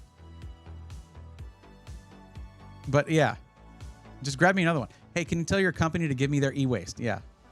French fries that can end wars. Find a Greek food truck. Loaded fries with feta, olive oil, some lamb gyro meat tossed on. Dear Lord. And yes, I do know how to say it. I brought $100. Last machine I won some and got to 190. I'm like, well, that's great. That's a good cash out. Almost double your money. Another coworker took the other one. We were the e-waste department. Yeah. Yeah, that company needs to learn about eBay and the money they can make there, but I don't want them to do that. I would rather you get it. No, Simple Green, we have a few good Greek places here, and yeah. Mm-hmm. I love me a good gyro. That sounds good right now, actually. So yeah, somebody submit a form because I don't want to have to go onto Twitch and change my stream to just chatting. Although we do talk about science and tech, but I'm supposed to be matchmaking PCs. Mikey, this is what it's been like though. There have been streams where I helped 2 people. There was one stream where I helped 1 person. It's too much uncertainty for consumers right now. Way too much. By the way, John, don't you go throwing that 4090 in your system unless you have an adequate power supply, please. Please.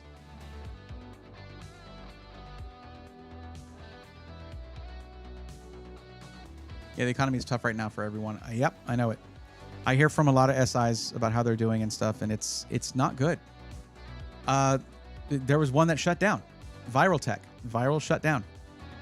They shut their doors. They had to. Not a great time. I mean, it was only a matter of time before smaller SIs started feeling the pinch. So I hope you're solid and everything over there.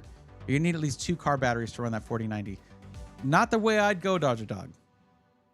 But it's a funny picture for sure. To be honest, I haven't touched it because the old PC I had didn't have the right input for the 4090, and I couldn't afford to rebuild around it. Right input? What? PCIe slot? What do you mean? Like the power supply didn't have 12V PWR? Because there's the adapter for that. Connection to the motherboard. Humanity, I did not say VRLA Tech. Viral Tech. Viral.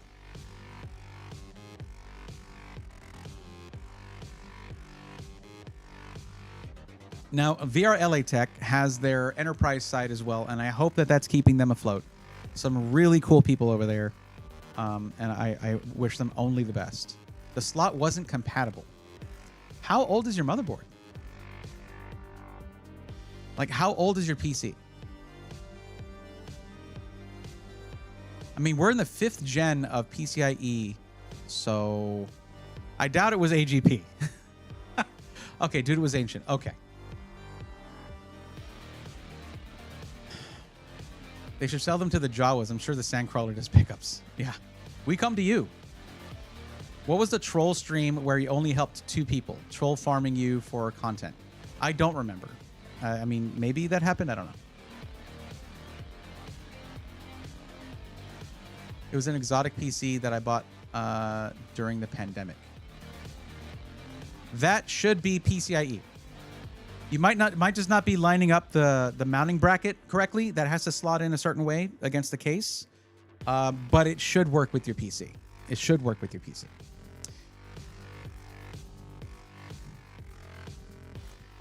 No, it was during the pandemic. I don't think Exotic PC was putting out AGP or standard PCI slot motherboards during the pandemic. Let me see if I can find it, put it in the Discord. If the best thing to do would be to give me the motherboard model, basically.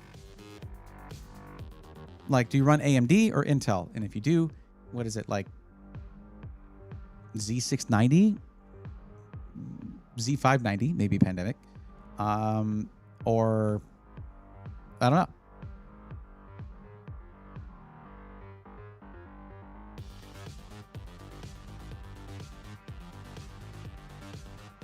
X570, perhaps.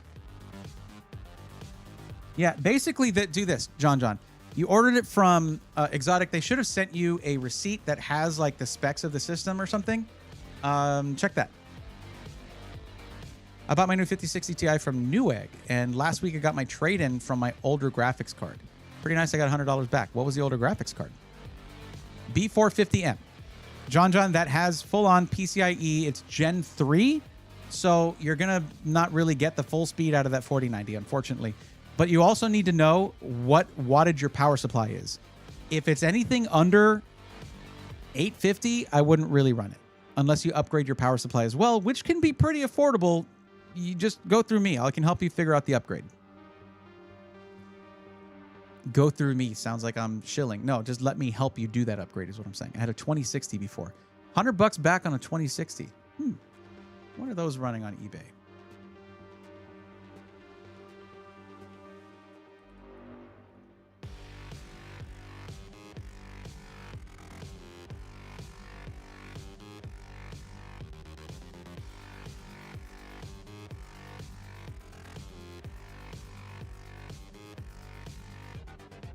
Okay, so it's not giving away any of my info. Cool. We can switch over. 160 OBO. I wouldn't buy it for that. This one's 125. You did all right. You did okay. Yeah. I mean, the thing is, having to do the whole eBay thing, shipping it, having to communicate, do all that stuff. No, you did. I think that's fine.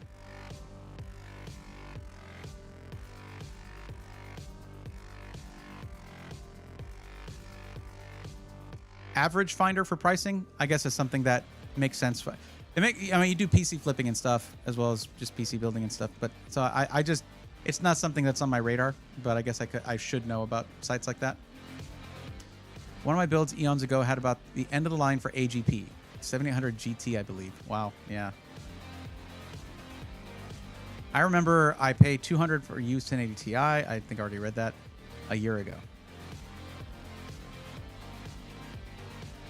I was surprised I got that. I mean, I bought it in 2019 when I first built my PC for like $350, I think. Wait, did you build it or get it from...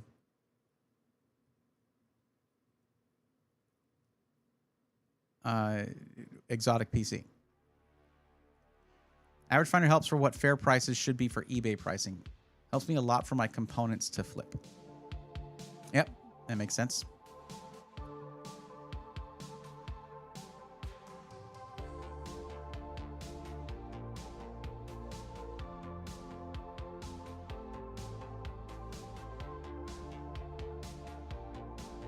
Oh, 350. Okay. Average, I read that. 100 sounds about right. Without the hassle of eBay cut and shipping plus payment processing charges. 100 is good. Yeah, that's what I'm saying. It's about right.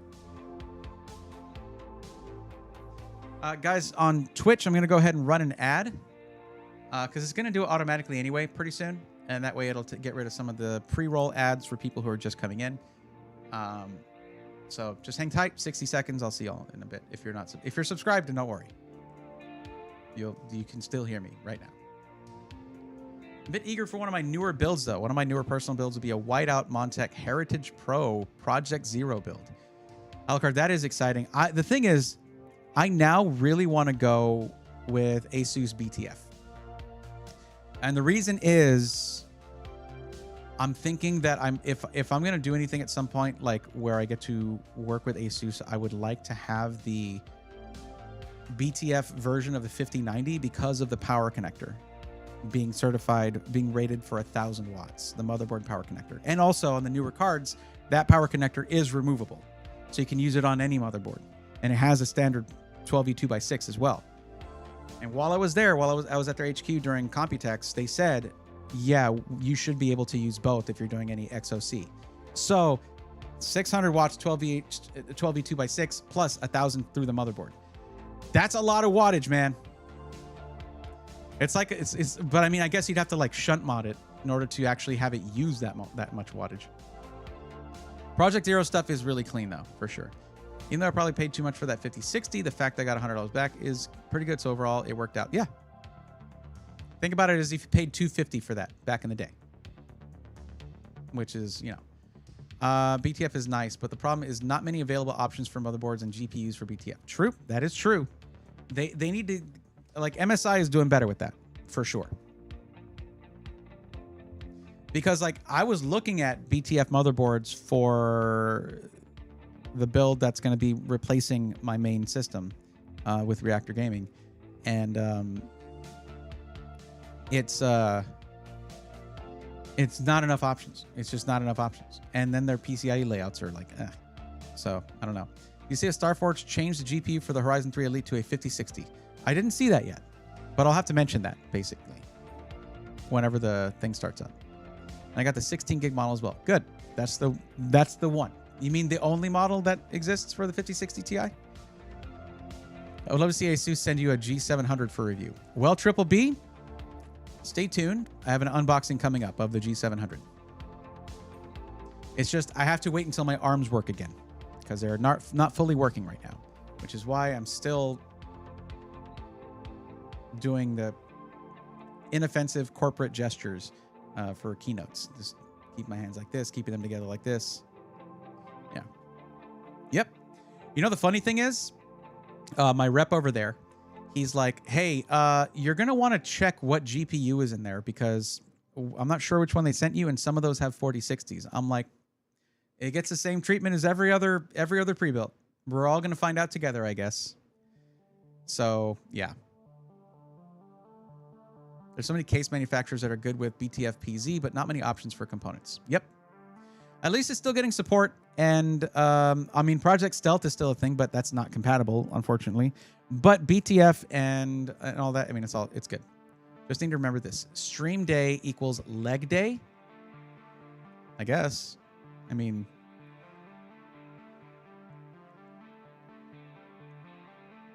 that would be 3 times a week. Leg day 3 times a week. Well, you know, I'm fine with one a week for leg day.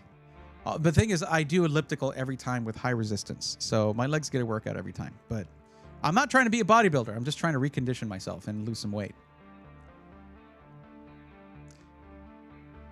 Now, I'm sure if I start talking to Alan about it, Splave about it, he's probably going to be like, "I need to get you big as hell," you know. Or I guess if I talk to Brett about it, but no, it's not that he does it. It's just the keeping you big as hell, whatever. Cool shirt. Thank you. Project Stealth needs to just launch products. They do. That'd be good. Still nothing on the forum, just in case y'all are wondering. So let me go over that. I usually do. I didn't this time.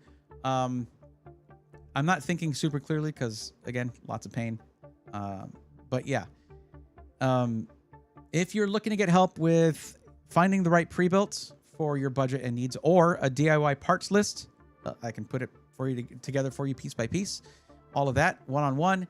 Then if you're watching on Twitch, the link has been popping up from Stream Elements where it says want help getting the right PC for your budget and needs, fill out this form. The link right there takes you to the form. You fill it out, you get on the list.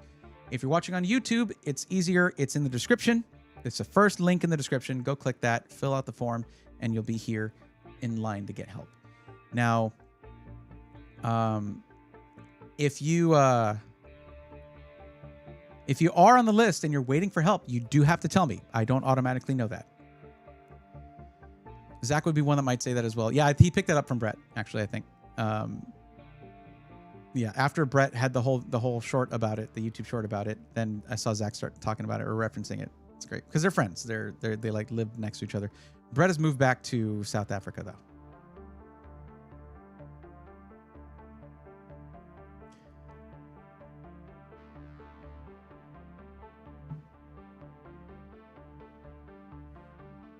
It's kind of crazy having Zach just stop by the stream that day. That one time. I forget that he's at like a couple million subscribers now. That stuff just goes over my head at this point.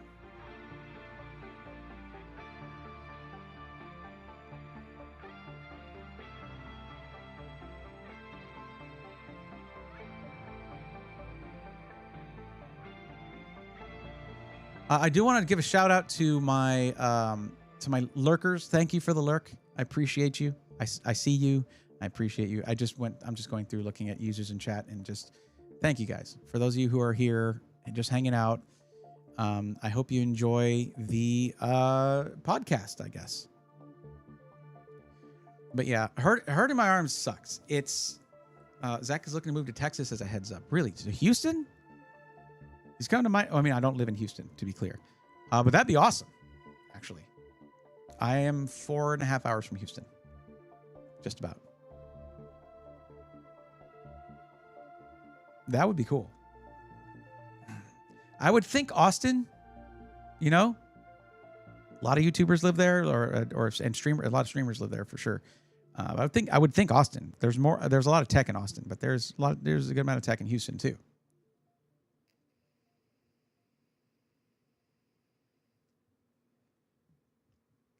But yeah, so there's certain things where like I have some stuff I need to ship out, pack up and ship out. I have work to do in the studio. I can't do anything right now. It so sucks right now.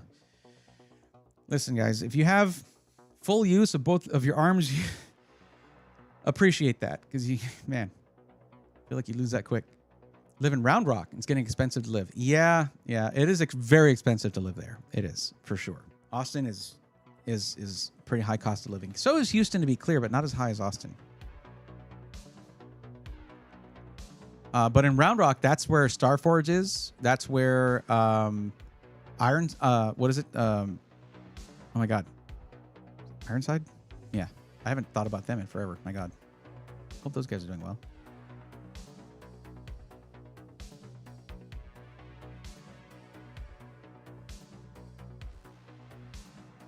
Yeah, I haven't thought about Ironside in a while. They have a nice new case, though.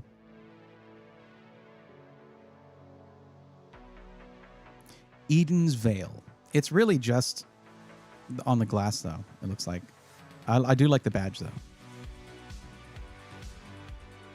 But they do really well with the stained glass look on their cases. That looks good. They have to have more pictures than that, right? Yeah, the badge is gorgeous. Good Lord. You guys can't take credit for the wood on the case. You didn't do that.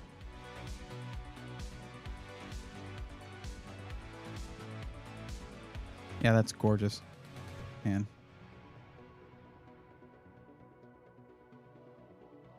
You can just buy the cases from these guys too. It's just now when you look at like what Starforge is doing, it's okay. It's a lot more classy, I would say. It's a lot more like it's a lot more subtle. I have relatives that live in Ironside. Yeah. How do you feel about California transplants? Go for it. They would fit in well in Austin. Austin's a cool town. I have relatives that live in Texas, like 2 hours from Dallas. Okay. And the outskirts, I'm about 7 hours from Dallas. On the outskirts of Austin, it used to be very affordable. With all the new technology companies here and coming here, then everybody from California, prices have definitely jumped. Yeah, it's just gonna happen. And it basically is like that's why there's so many people who lived on the outskirts. Living in Austin is super expensive, and that's just spreading. That's all it is. That's the last one I got. The one I got was their Grimthorn variant.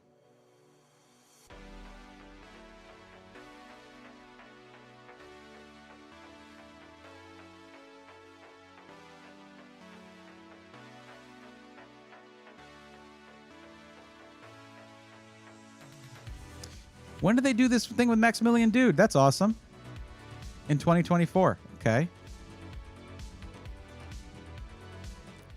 Lucius Merriweather, Yanners, and of course, Lord Athelstan. That was such a sick case. That is such a sick aesthetic. I love that. These are all good, though.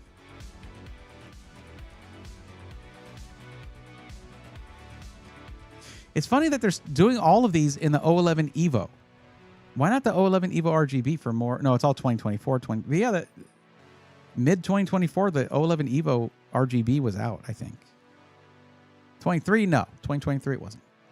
Merriweather's close to end of life for all fans. Oh, okay. Maximilian Dude, it's about the same time as the Neanders one.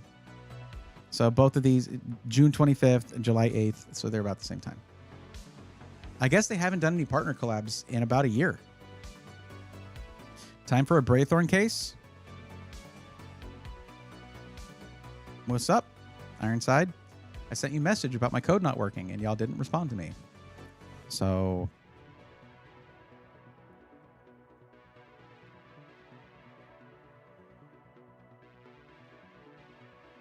like for my girlfriend and I, we're looking at 2-bedroom apartments around here, and the cheapest we've seen is $2,400, but it's not somewhere you'd want to live. That is $500 more than my 3-bedroom house that I rent.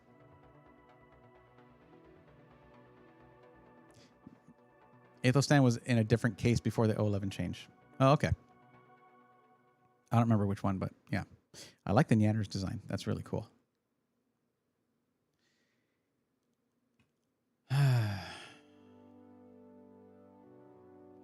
I don't know if we're going to be doing any builds tonight, guys. Can we talk about how the 011 completely swept the entire PC market? Well, then again, we can also talk, Mikey, about how the Y series cases did the same thing. The Y60 made a huge impact. You go, and then the Y40. Man, there are so many copies of the Y40 design.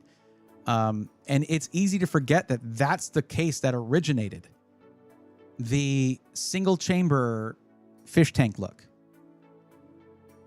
I would say perhaps that the 011 had a massive impact.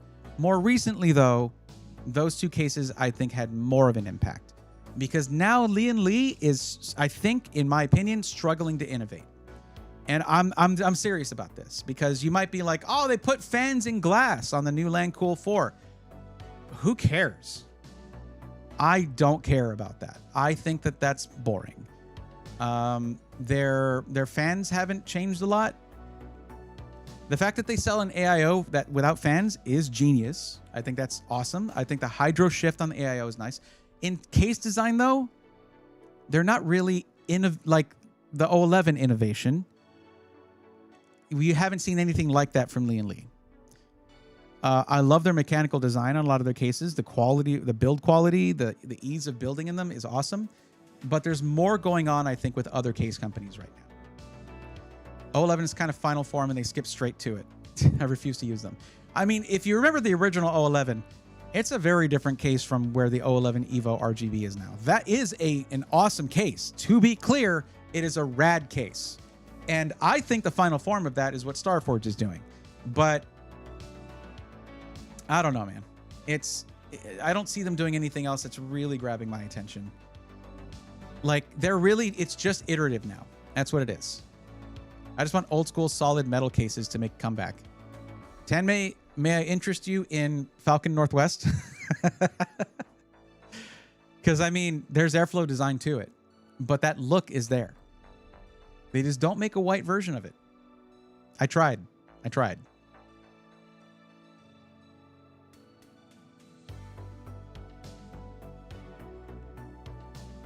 I want the Mach 5 to make a comeback from Falcon Northwest. The Mach 5 was the dopest thing you would find in PC Magazine advertisements back in the day. And it was just like, oh my God, I'd have to have that.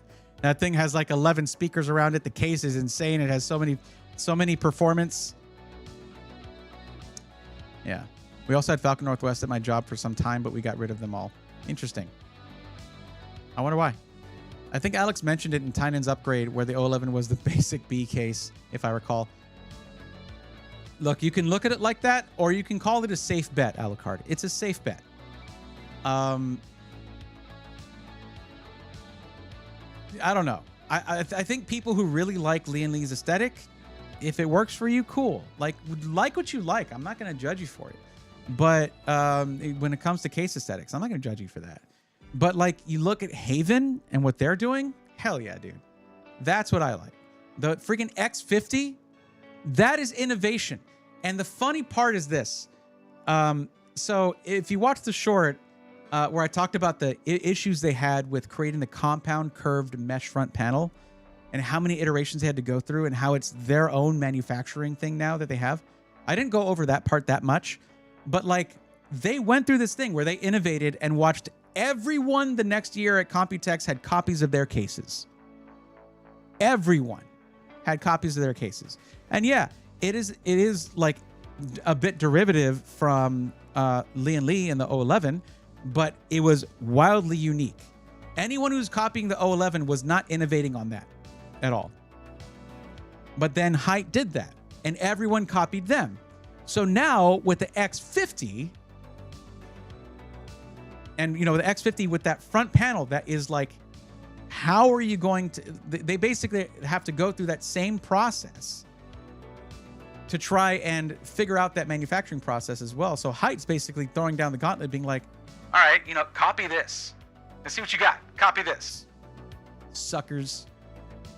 I don't think they can do it. It's going to take a long time. That, or they'll just contract the same factory to do it. But I think that Height works with a specific factory, and they developed it in conjunction with them. So I don't know if that would be allowed. I don't know if they would go for that. That's exactly how I feel, all to a T. Yeah, I mean, I don't know. Like, you look at something, you look at the Evolve X2, right, Mikey? That thing is insanely good. That is gorgeous. That is different. But now, right after that was debuted at Computex last year, Now you saw a bunch of cases come out that have the glass all around. And guess what? Lee and Lee copied Fantex with the Lancool 4 because it has that wraparound glass on the front. Can't wait for the X50 launch. Would be so nice. Yeah. And I mean, it's more performance oriented. I like seeing that. The thing is, I have to get one of the first 1,000 ones because it has a gold badge on the back. I want that. You hear that? The height, Rob, hook it up. But the thing is, Hyde is going to be limiting their shipments to the US a little bit. And you're only going to be able to buy stuff off of their website until the tariff thing clears up.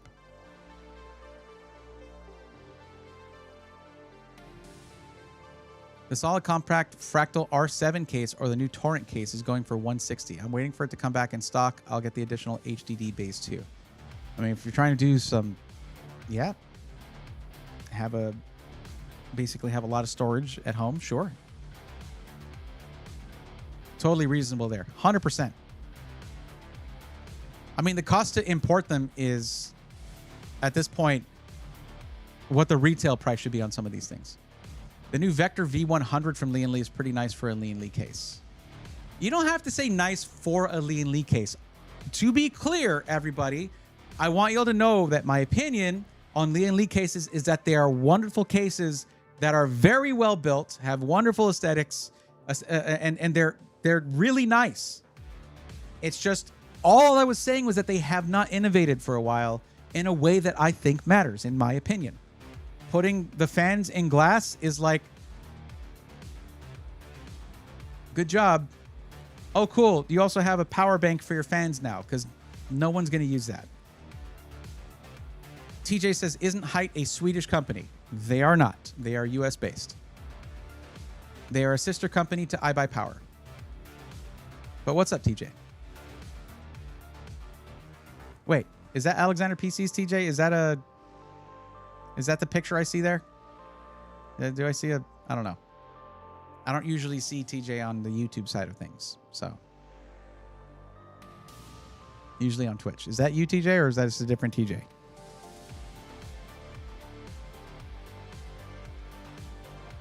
PR break coming in. Yeah, I know. But no, it's just like, I don't want people to get the wrong idea. It's just the same as Jay telling me, like, I never told people I hate pre-builds, but my audience thinks I do.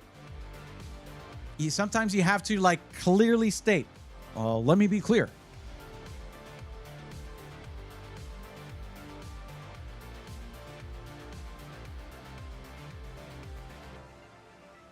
Big thing is that the V100 is nice for a Lee & Lee case on a budget. Oh, okay. You see, the thing is, you didn't say that. You didn't say that last part. I'd rather have that than an illusion of beliefs. Well, I shouldn't make y'all have to guess how I feel about stuff.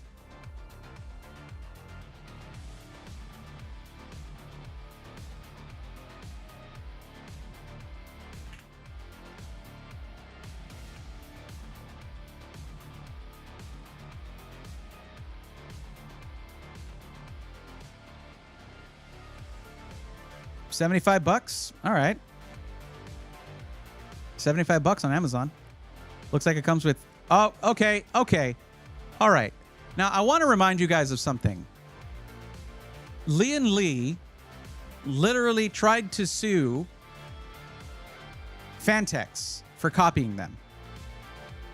This looks like the NV7, except... Or the NV5, maybe. Basically, it's a mashup between the NV7 and NV5. No bottom fan, though. It looks like a mashup. It's literally an NV5? Okay.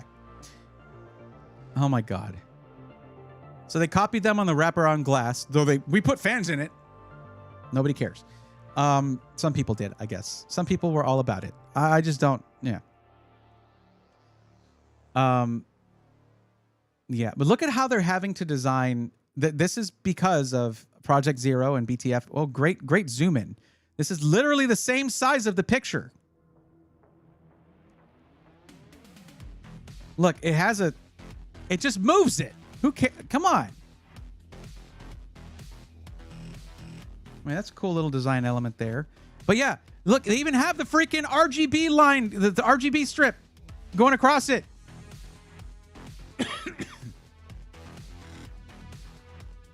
I don't want to enlarge it. It enlarges all of my windows. What size am I at, though? Hold on. Okay, not all of them, I guess. I know how to control scroll, though. Thank you. It's not looking great. It's okay. It's fine. I don't think it looks awful. I think it looks... Like, I don't like the I.O. like this. Like, clearly they took this line right here, this angle. It's in the I.O. They're copying height in this.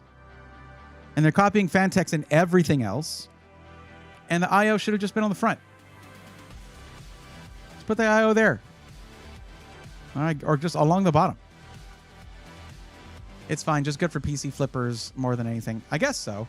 And if they're putting their build quality into it, I do have a problem. Yeah, try it. It used to be difficult to plug in. What's up, BC Murray? How's it going? Try it at an angle. Yep.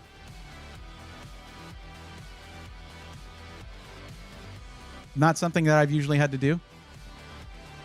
Yeah, I usually will open image in a new tab. Yes. No, guys, I know how to navigate websites and use browsers. I'm just annoyed that it had a magnifying glass and plus sign and it came out at the same size. That's what I'm annoyed about. I know how to... I've done it a million times on stream.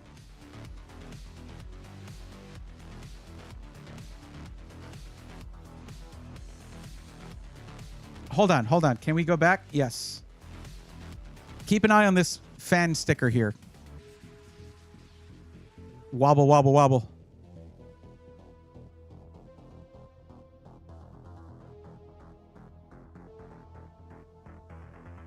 Oh, nope, they messed up. This is the top slats are not at an angle. They're not at the 35-degree angle or whatever.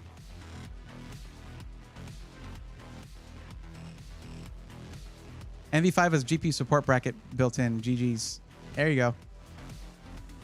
All I was trying to do was say, yep, great, good job. Look at what BTF and Project Zero have done to motherboard trays, where you have to have all this cut out here and all this cut out here because there are MATX, BTF motherboards.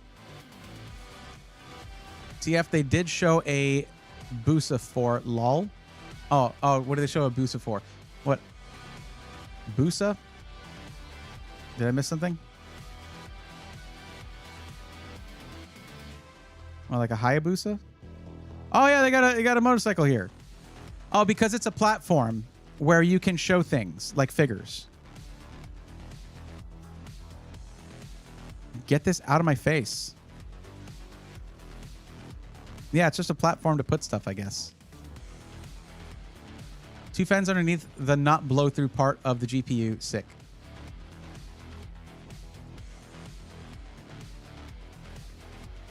But still, it's going to go directly. There's other it's your main GPU cooling. It's fine. It's okay. Why are you hating?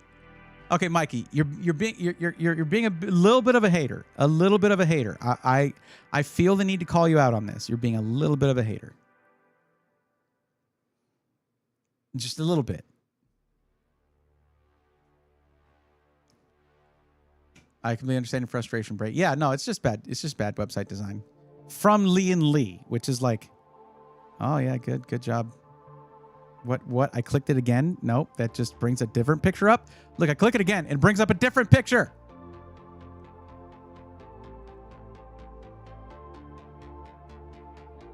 Yeah, don't know why the IO couldn't have been there, but they have to have their brand name somewhere, I guess. It's fine and good for PC flipping. Yeah, no, it's fine. It's fine. What bothers... The thing is, had Lee and Lee not been trying to sue companies that were just trying to daisy chain fans in a structural way, I wouldn't have said a word about it. Well, maybe I would have said a couple words, but fewer words about how they're copying. But when you have a litigious company doing what they were litigating for, you got to call them out. Good engineers, not good web developers. Yeah.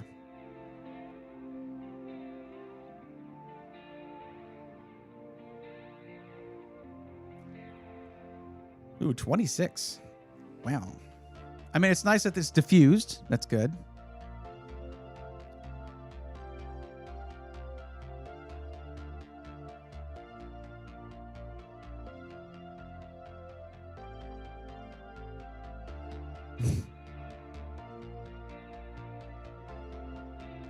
See, that's not an original design figure. That I think they took that from something. I think that's already.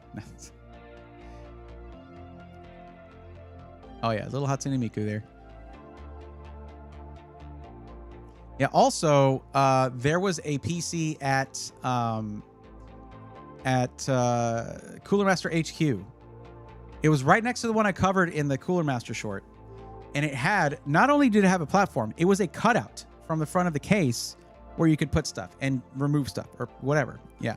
And it's a huge space. This is a tiny little space. That was a huge space. You could put a whole giant Gundam in there if you want.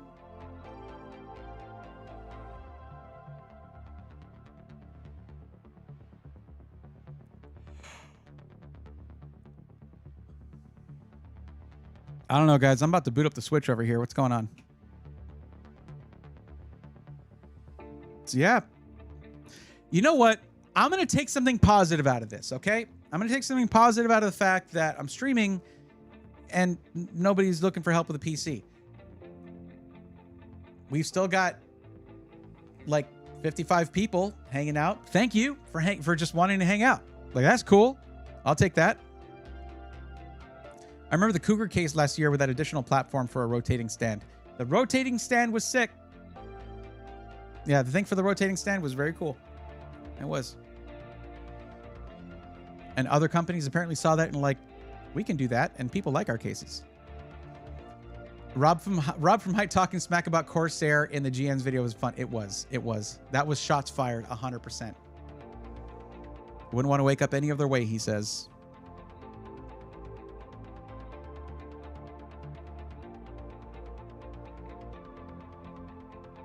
Oh, God, I can't even reach to turn down my headset volume. Ow. Mike, I don't know if you were here when I was talking about it, but I started going to the gym again after like 10 years not doing that. And I hurt my biceps.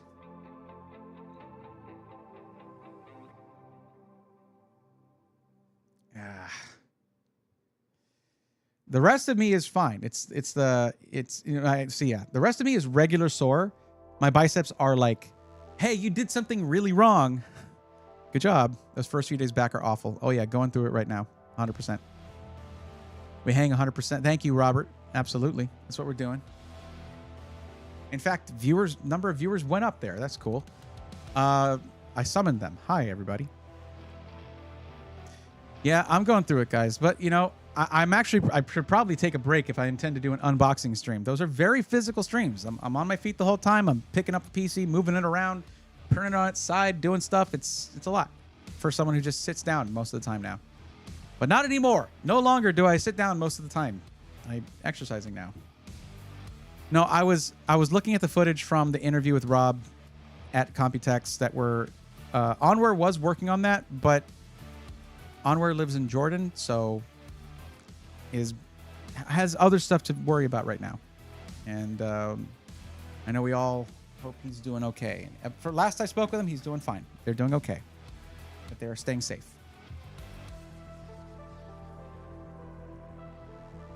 But I was taking a look at the footage, and I saw how I looked sitting down in that, and I was like, wow, I have let myself go.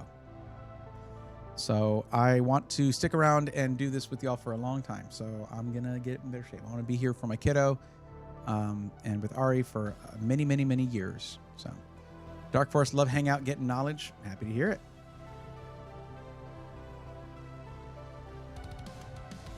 I got a new gimbal.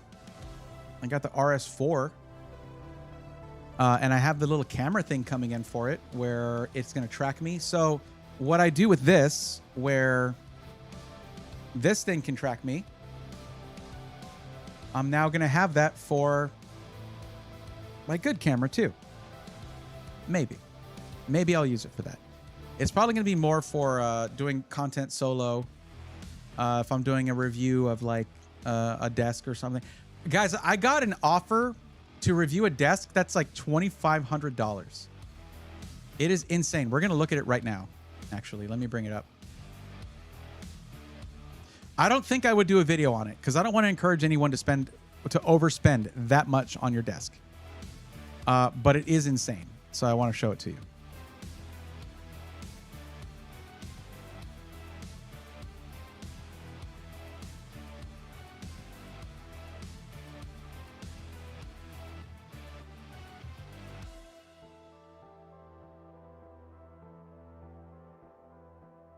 Oh, they were at CES. I didn't see him there. That'd have been cool. This thing is insane. It is insane. Do it, says Alucard. Gym streams when? Gym streams never. I feel weird about IRL streaming, especially in a place like a gym where someone might not want to be on camera. This is it's $2,900. Excuse me, almost a $3,000 desk. And they're like, now there's times I want y'all to understand something. I get a lot of emails, even if whether my YouTube channel has been inactive, like it has been for a few months or not, other than streaming, obviously, and a few videos here and there, some shorts.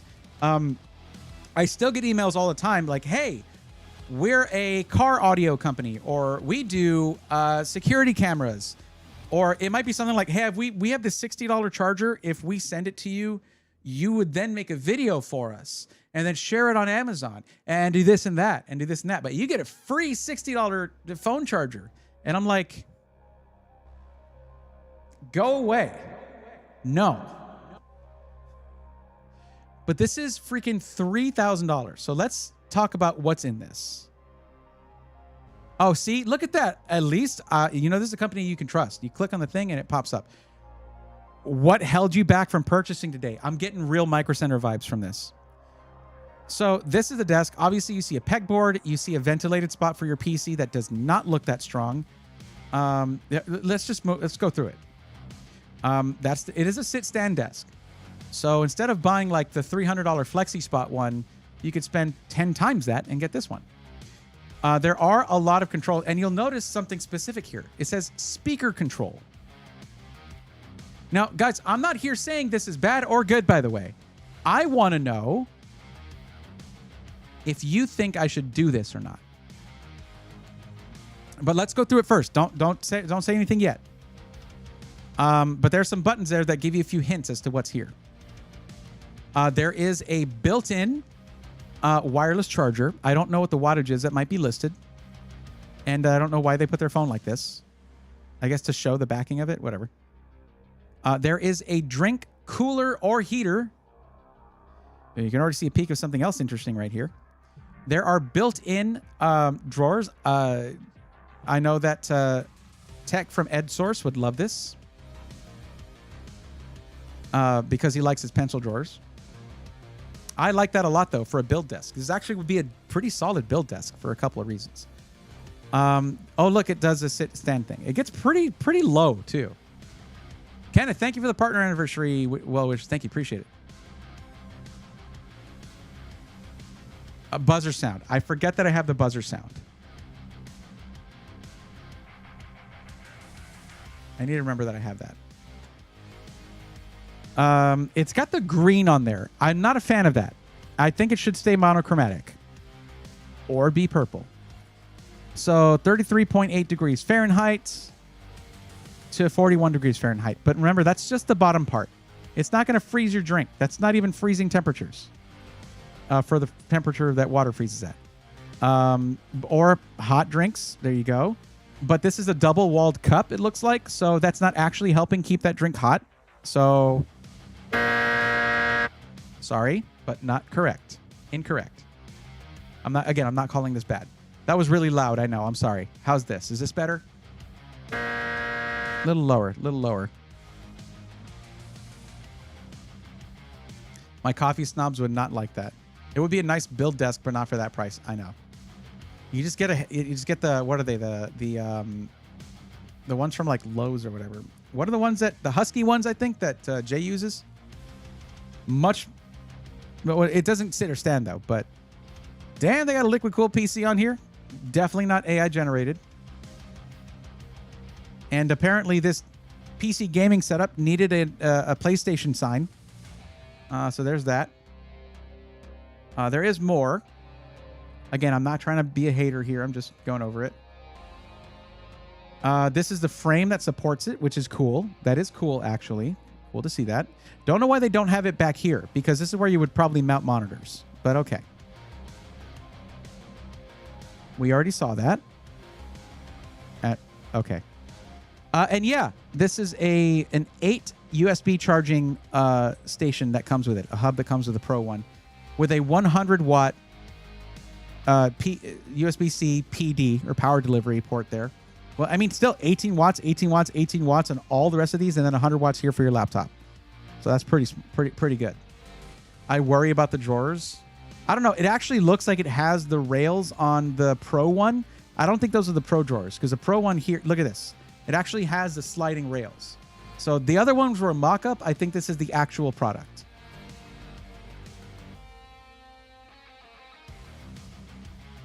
You have this thing that is a removable carrying thing. Like, this is a swivel handle. And yeah, and another cup holder. I think this would do better at keeping your drink cold, by the way, than the pad right here. But hey, what are you going to do? Just insulate it. Okay, so that makes more sense right there. This also looks like it turns, which is cool. Now then there's the speakers. Oh, there's a rail thing for monitors. That's cool. And a side, I don't know what you're going to use that for. I guess hang things off the right side. This does not look like it would hold most of the PCs that I review. I'm going to be honest with you. Wait, was that a different color? Was that a gray? It's a gray color. I kind of like that more, but why the green? I'm not a big fan of the green. It just looks so chunky. So this is the basic one. You get the more basic drawer. You still get the USB hub, and you get the wireless charger. So that's cool. And then there's a Pro with all of the other things.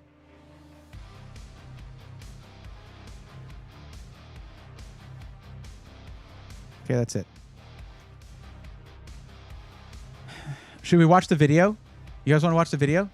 It's cool. I don't know about 3K cool, though. Yeah, that's what I'm saying. I saw that, and I freaked out. Maybe that's in Canada money, but still, that's a lot. They look great. I mean that it subtracts leg height. I always have...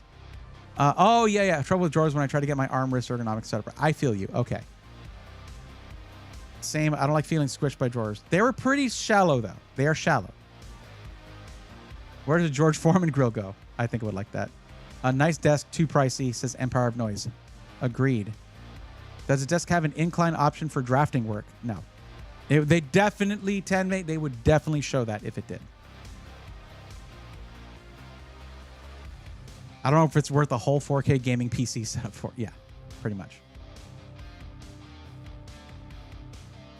The PCIe and 24-pin cables in the PC. My God, yeah, it was probably a generated image. No, why is this? Okay, here. Okay, let me pause the music. And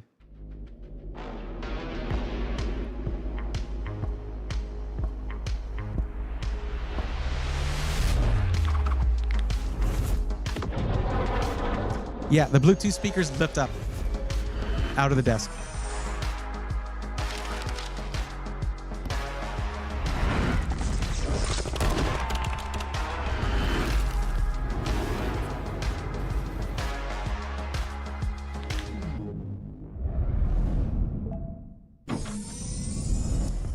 The sound design on this video is ridiculous.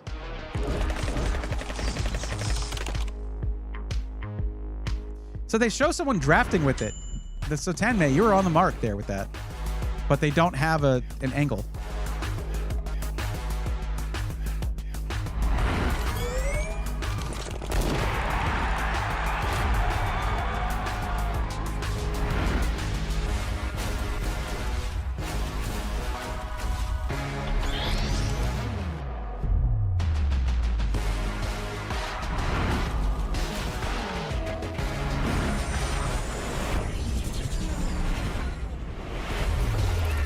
Built-in cable management, of course.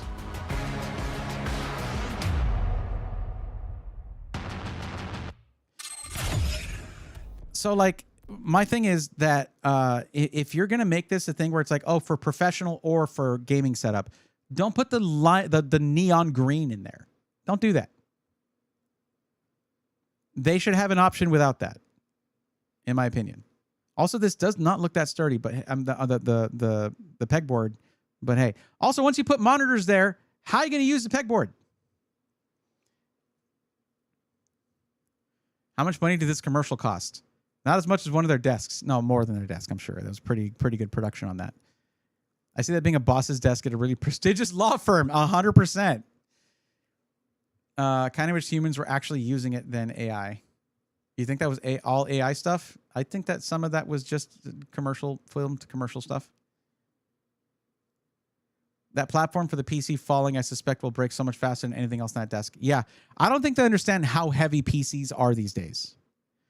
Yeah, I'd rather just have a Vernal desk for that price. What is a Vernal desk?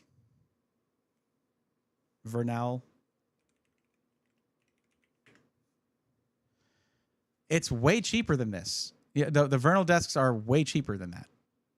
Than this one here. It's like, but they don't have sit stand. Oh no, it does. It does actually. Yo, that's a pretty sick desk. I'm looking at this crazy corner one here. Let me bring it up. Go away, go away. All right. The corner sit stand is awesome. Or this one, where it looks like it's a solid desk, but it has sit stand functionality. This is $800. Any day of the week, I would choose this over the other one. But, AJ, there's no RGB. Literally unusable. It's really cool. Definitely niche market. I mean, it's going to be marketed to like streamers and stuff. And honestly, the pop-out Bluetooth speakers, very cool, but only if I can actually hardwire audio to them too. I don't want, like, that's cool pop. Like, there's times where I'm just going to have a headset on, but there's times where I sit at my desk and on that PC over there, I have bookshelf speakers that really sound good. Monitors, really, but yeah. I want to see how much weight that platform looks incredibly larger, longer in the promo video versus a still image.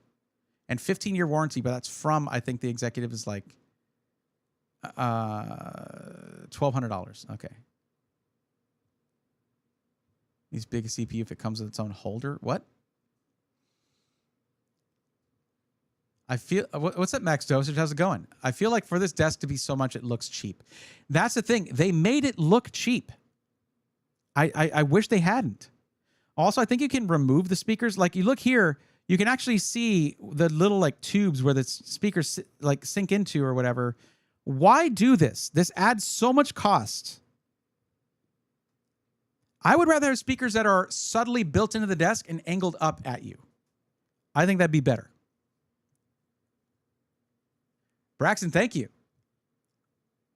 I had no idea it was my partner anniversary until Twitch told me through chat that it was my partner anniversary. Yeah, Iron Man, pretty much. All the sound effects. You'd think they would have had like holographic UI elements. Integrated drawer and CPU holder as part of the Vernal desk features. Oh. Okay. CPU used to also be terminology for the PC tower, by the way. You would look in like diagrams and they would say PC, CPU, whatever. Yeah, okay. 15-year warranty. You can go from kid gamer to architect all in the same lifespan. So it says 15-year warranty on this or the other? Did it say it in the video? I don't know. I miss stuff sometimes. It's okay. God, I would paint these green elements in a heartbeat. Also, I prefer to have all three of the desks that I have in this room are on casters. All three of them. I personally kind of need that. Most people don't, but I cannot tell you how many times it's been such a help when I need to do cable management. On the Vernal, sorry. Okay.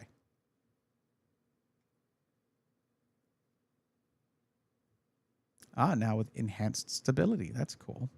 But no, this design right here, I freaking love this. Hold on. I'm moving over to it. Don't worry. Don't freak out. This right here, the fact that you can have like it looks like a standard office desk, and then bam, sit stand, done. I love that. And the corner one, good gravy. I would love that for a setup. My next one's going to have wheels for mobility so I can move it away when I'm done building with it. Yeah, yeah. Oh, thank you for the posture check. I think I missed another redeem earlier. Who was it? Who did what? I can look in my activity.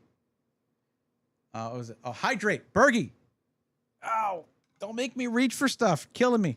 Yeah, it's my fault. I'm the one who put it over there.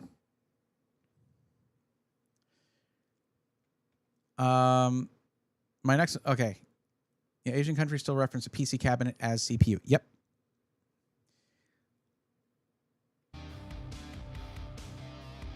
Someone spending that kind of money on a workstation desk, image scan all the green trim pieces before assembly and 3D print purple ones. There you go. You did drink earlier, but I do appreciate the call out. There you go. But no, thanks for putting me onto this. I like these desks a lot. Not that I need more desks. Also, I might be getting another desk because of Thunder X3. Maybe I might be reviewing one of their desks. Maybe.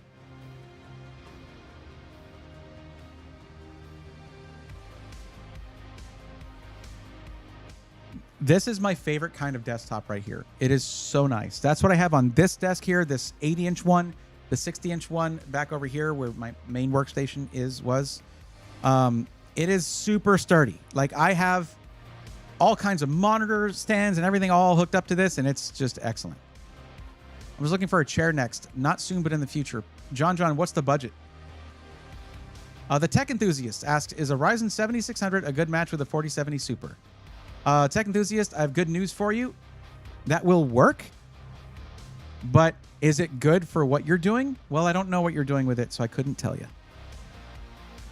If you're gaming with that at 1440p or higher, then yes, it should be fine for most games. There are some games that are still at that resolution CPU bound, in a way. So, but yeah, Vernal with a 15-year warranty. Sheesh, that's great. It is. I like that these, I don't know, I feel like they're dancing to the music. Slowly. To cable trays. So the cable tray and the other one look better. But see, with this style of the gaming style desk, I think I would rather go with the way cheaper, but still very, very nice. What is that? What the hell is it called? They do the chairs. I had it. I was thinking this when the video was playing. Someone help me. They recently started making desks. Not Fractal, no. No, not Razer. Secret Lab. Thank you, AJ. Secret Lab. The Secret Lab, what is it, like the Magnus or something? That thing is nuts. It's really cool. Because of the Fractal chairs are like $600. I'm sitting in one now, yeah.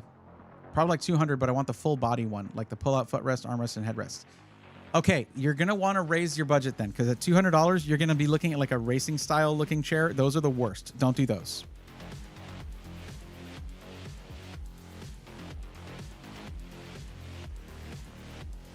Yeah, Secret Lab. Thank you, Tenmei.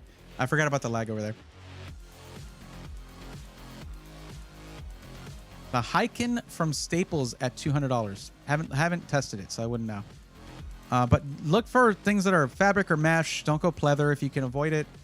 It just wears really bad in cheaper chairs. In higher end chairs, you can get really nice synthetic leathers that last you a long time, but you pay for that. If you're looking at a budget $200, you go with a fabric or a mesh. Bergie, you can't post links in chat.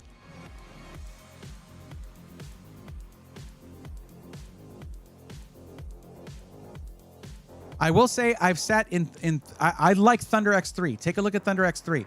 I'm not talking about the Flex Pro because that one's like $500, but it matches some like $1,000 ergo chairs I've seen. Catch the right holiday sale, many every year. Office Depot will have some ergonomic office chairs in the $200 to $300 range. Yeah, don't ever get a gaming chair. Get an office chair. That's the rule. Braxton has a Secret Lab desk. Nice. Been seeing a lot of ads on IG, and there's one that's $600-700, but that's a lot. That is a lot. That's higher than your budget. I went to Staples the other day and they had some pretty comfortable chairs. I was highly surprised. Yeah, office chairs are the best. Unless there are really cheap and bad office chairs too. But you generally get better comfort and ergonomics at the same price as many gaming chairs. Now, if you go higher than that price, it gets ridiculous. But you get some things that you can sit in for 15, 16 hours at a time and like you'd be fine.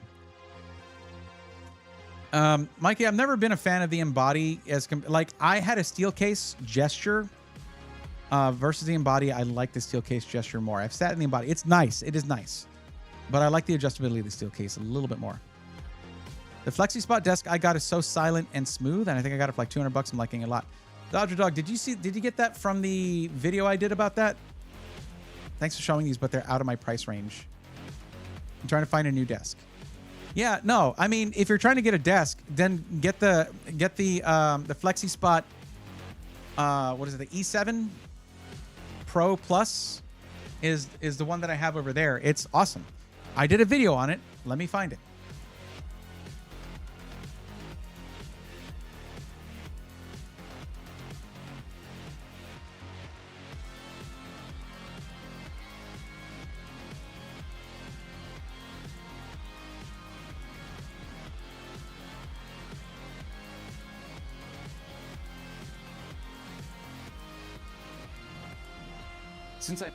I'm sad because I really wanted to do a series called Battle Station on a Budget, and this was supposed to be the start of that. Other stuff happened, and I couldn't do it. I just didn't get around to keeping it up. But here you go, Dark Force. You can click the link in the description there, and now the Flexi Spot one is $399 for a sit-stand powered desk. And it's really nice. John has a Vivo desk. Nice. RGB chair. Robert, I don't like the idea of an RGB chair because I don't want to roll over the power cable. Brent is also good. I got one and then had to learn how to sit properly because it's the only way they're comfortable. Yeah.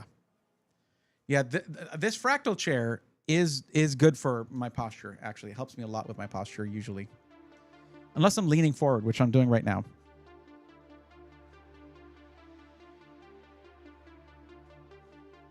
Prime Week is coming up too. They go on sale during that. There you go.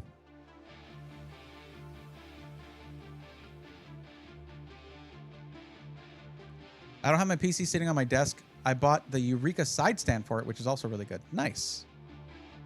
Now, the desk that I'm talking about that I might be maybe testing at some point is... Oops, let me find it real quick. Since I moved into the new house... Yeah, this was back when the E7, the Flexi Spot video was back when I had just moved.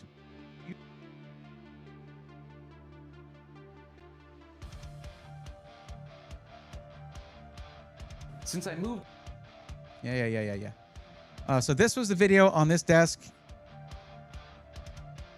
and I compared it to the IKEA Becant. That's $700 versus the $399 E7 Pro Plus, and the Flexi Spot desk was way better for half the price almost.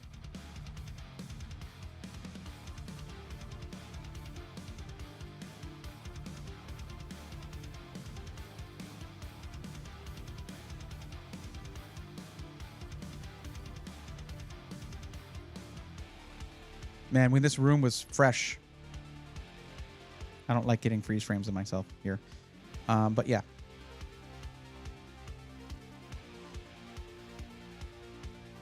All right. Take it easy, Mikey. Thanks for hanging out. I've seen those Becants on offer up for like 100, 150 bucks. That's how bad they are. Yep. They are bereft of features. Like the E7 Pro Plus is actually adjustable. Like they sent me a 48-inch tabletop with it, but also the 60-inch bamboo one, and you can adjust it to up to an 80-inch desktop. It's really nice. What's up, Arutu? How's it going? Now this one is the one I was talking about. This is the one. And one thing I wanted to mention here on this desk is that it has these. Let me get a good freeze frame here. There. So this whole part here is supported by the legs. It is ventilated with fans built in to blow fresh air into the bottom of your PC that these fans can then grab and then continue it on. And the higher end desk here has that on available on both sides. I think you can only put the fans on one side. You only get fans for one side or the other. But you could actually have you could just mount 120 millimeter fans, I believe, and just have a dual PC setup. And they're extra cooled. And they're supported by the actual desk. The only thing that's hanging off this desk is where they have these fake plants. That's it. It's super solid. And this is a chair I was talking about. This thing has a lot of the adjustability and build quality of chairs that are twice its price. And this guy from Thunder X3 was showing me, he was just doing all the... Your chair, it's not just one flat panel going back. Look at how that sort of all adjusts individually. It's so freaking nice. I sat in it. As you're leaning back and add in the footrest to that, you have a comfortable chair. If you sit in a... Where did I show the footrest? I know I showed it. Into your GPU for bottom cooled. Those are the cheaper chairs, though. At the very least, it can help. They do have cheaper options. Okay, we have the Flex Pro. I love the way this leg rest works. There's a kind of adjustment that a chair can make. This one has it, including retractable footrests, different kinds of adjustability for the headrest, for the main backrest, for the lumbar. It goes forward, back, up and down, side to side. It's insane. Onware saw the challenge there from what I was saying, and he met the challenge. That's one of the chairs I saw for like $700. Oh, not the brand from that style. Yeah. This one from Thunder X3 is the Flex Pro, I think. And it's, I think, $500. So, I mean, if you're going to be sitting in your chair for anything longer than 4 hours, you deserve to get yourself a really nice one. I don't have an affiliate link or anything. I don't make any money off of that.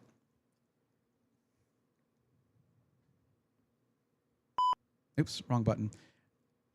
Yet. Don't make any money off of that yet. But for $500, I mean, it's like solid steel on the base. Everything is adjustable to you. It's really nice. I like it a lot. So we'll see. That right there, I told him straight up. I was like, I want one of these. Maybe I'll make a video about it. I want one. I really like this fractal chair, but it is really not that adjustable. The adjustability on this chair is not as much as it could be, unfortunately.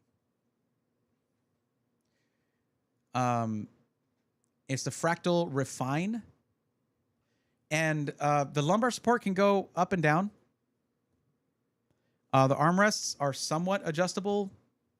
The headrest goes up and down. That's it, and it leans back, but it's all a solid piece. Now, I will say the materials are amazing, and the cushioning, really nice. But for $100 less, I'd rather have the other one. If this thing is $600, now, if you like the aesthetic, though, because the aesthetics are a big part of it, and if you're not going to be... Like, I spend all day at my PC working on stuff or doing stuff or whatever, right? Shoot out emails, editing video, doing whatever, you know? You might not be doing that. You don't necessarily need to get the other chair. If you like the aesthetic of this one more, Fractal builds a hell of a good chair. It's very nice quality. And I love the look of this. It's just like super clean, but I feel like I need the support of the other one. Have a good stream. Catch you in the next one. Good night, everyone. Whisper. Okay. All right. Get the music back going.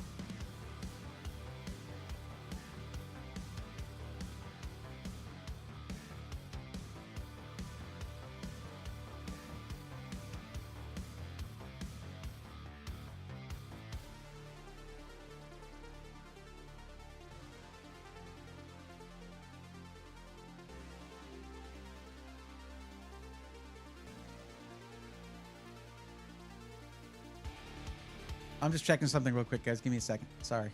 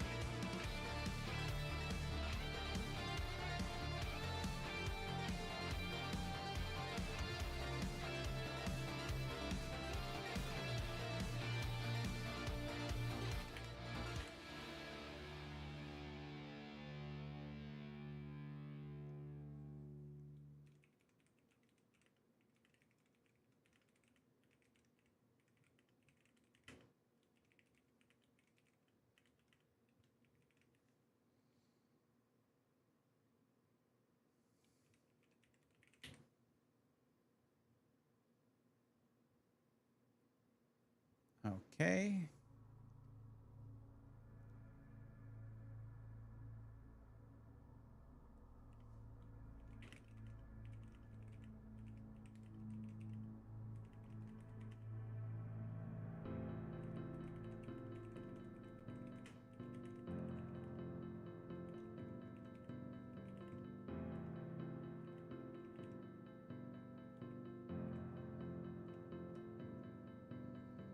There we go.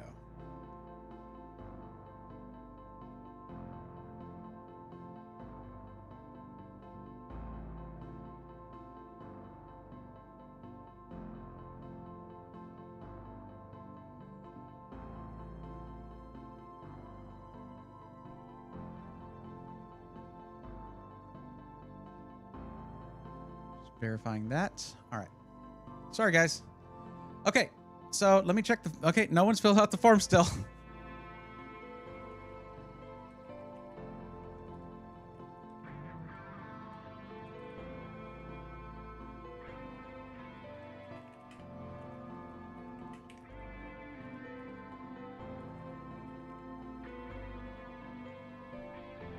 There we go. Are there PC desks with room for PC built into it? Yes, there are. They are ridiculously expensive, River2. Retired the racer chair a few years ago for an ergo best decision ever. It is.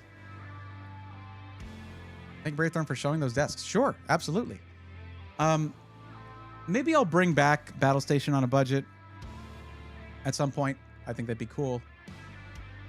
It just sounded like a good idea because I was comparing a more expensive product that wasn't as good to a cheaper product that was better. I love those things. Those kind of products are the best.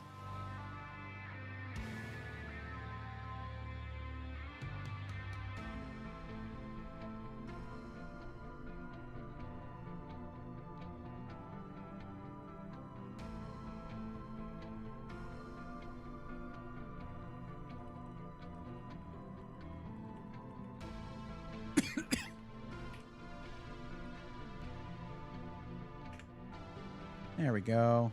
All right. People waiting for 4th of July sales? Probably. I was hoping to have a special unboxing or something for 4th of July. I don't think we're doing that. But we are going to be doing an unboxing really soon. Unboxing and shakedown, which is always fun. And yes, it is for the Asus G700. And the specs are a mystery. Because they sent it out, like once they had stock, they sent it out super quick, and the guy who was my rep there wasn't able to verify which one was sent. So it might come with a 4060. We'll see. There, who knows? I have like an 8-foot IKEA countertop desk being held together by 2 Alex drawers. It's a nice desk. Yeah, that was the meta for a while, Zintech. That was the thing to do. I prefer sit stand just because sometimes I need to stand up and not be sitting on my butt the whole day, but also for cable management, it is the best cheat for cable management, especially if you have a chair that can sink really low. Then you can just roll under there and just do your cable management, kind of laying back. It's the best. And then if you put casters on there, which a lot of sit-stand desks have optional casters, wheels that you can roll around and then lock whenever you don't want the thing to roll, you have easy access to do anything to fix your setup at any point.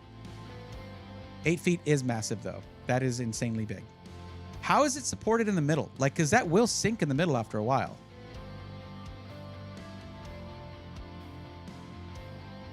Especially if in the center you have like a triple monitor mount or something. It's not supported. Okay. If you've had that for a while, I hope that it hasn't done any syncing on you. At the same setup, they make posts to support the center. Yeah. They have adjustable legs that you can use. I used to use all IKEA desks, but it was like the super cheap tops that were like, I think the Linman ones that were like $15 per desktop. Here, let me show you. For those who never saw my old setup.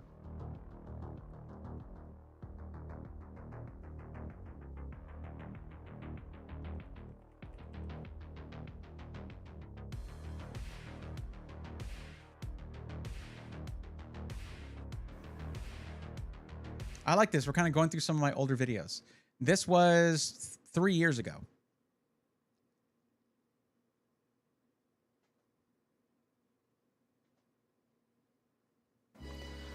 What's up, nerds? How's it going? Hey, that's...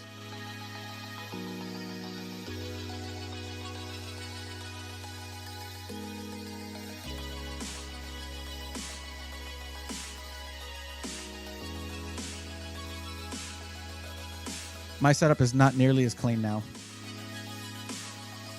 2022. Yep. So let's see here. Oh, I had that was when I had Skillshare sponsorship. That was cool. But I only got like 2 sponsor spots from them, and that was it. I guess nobody signed up. Man, back when I had the RGB desk mats. That was a while back. Just trying to find a good overall shot of the whole setup. Maybe it's here.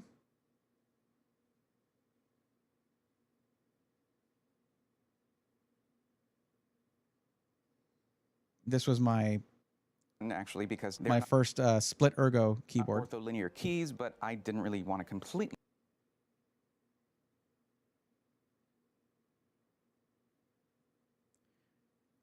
The walls, though, the acoustic treatment I had up there was great for streaming because it was just like right there, that one bounce. I built these, actually. Happens. I'll, swap. Maybe if they'll give me a neon strip, I'll swap that. Now we come to something every tech tuber absolutely needs, absolutely necessary. Gotta have Some it. extra lens. I just do it like this, and all I gotta do is swing that out right here, bring it up like that. And of course I have this case here for my mouse. I just do it like this. Hold up. Back up just a second there.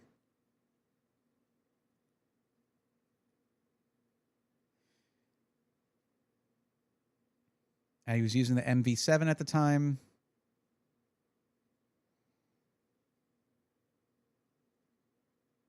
A little Firefly stuff in there for you. Yeah, so there you go. There's a setup right there. So I basically got 3 of them. And this one, it had nothing it had nothing under it. Well, no, it did actually. If I needed to, I could remove it, which was cool. This is not an L-shaped desk. It's literally just 3 desktops. That's what it is. And I just did 1 Alice drawer, and I put the adjustable legs on the other side to even it out, to level it out.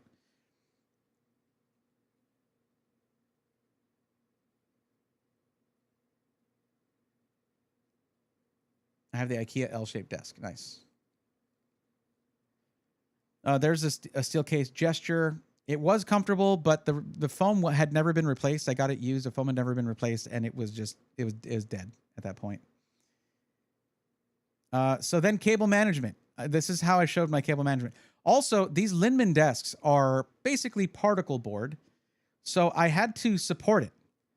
And what I did was this. I just got some boards, and then I got another board here, piece of wood, and then I just put a strong support right there. So the very center of the desk, very supported. And then I show through this video, I show my cable management throughout the whole thing. Like, that's the thing about setup tours. When I'm doing system. A lot of the times, this is the monitor I would use for SI Weekly. I had that off to the side whenever I wasn't using it because it would get in the way of the TV. Cable management, cable management, cable management. It is, yeah, really something. All the cable management I had to do. Then coming back. Yeah, my old laptop there. Yeah, lots of stuff. It was a pretty sweet setup in that room.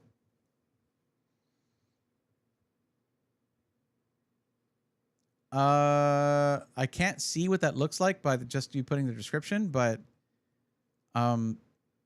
sure. Looks like a clap on. The clapper.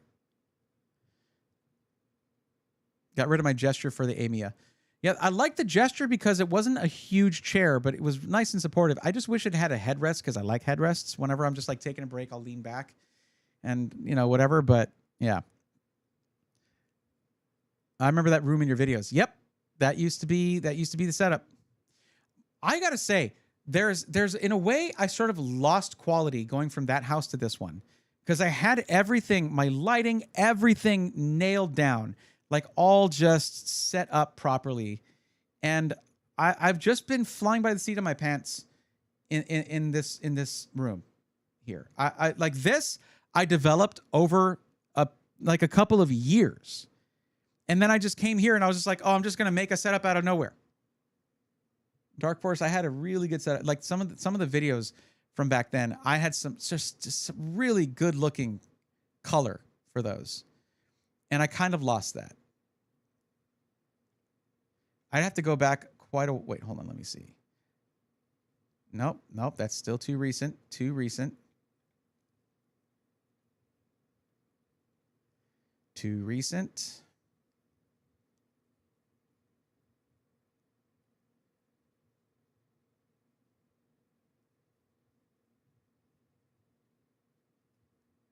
Hey, take your time, YouTube. On this episode of System Integration. No, too recent. That was when I was in the garage for a few videos.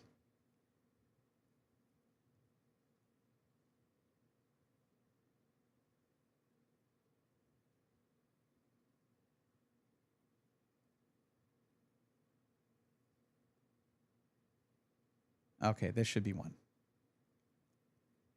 On this episode. Nope, that ain't it. That ain't it, Chief.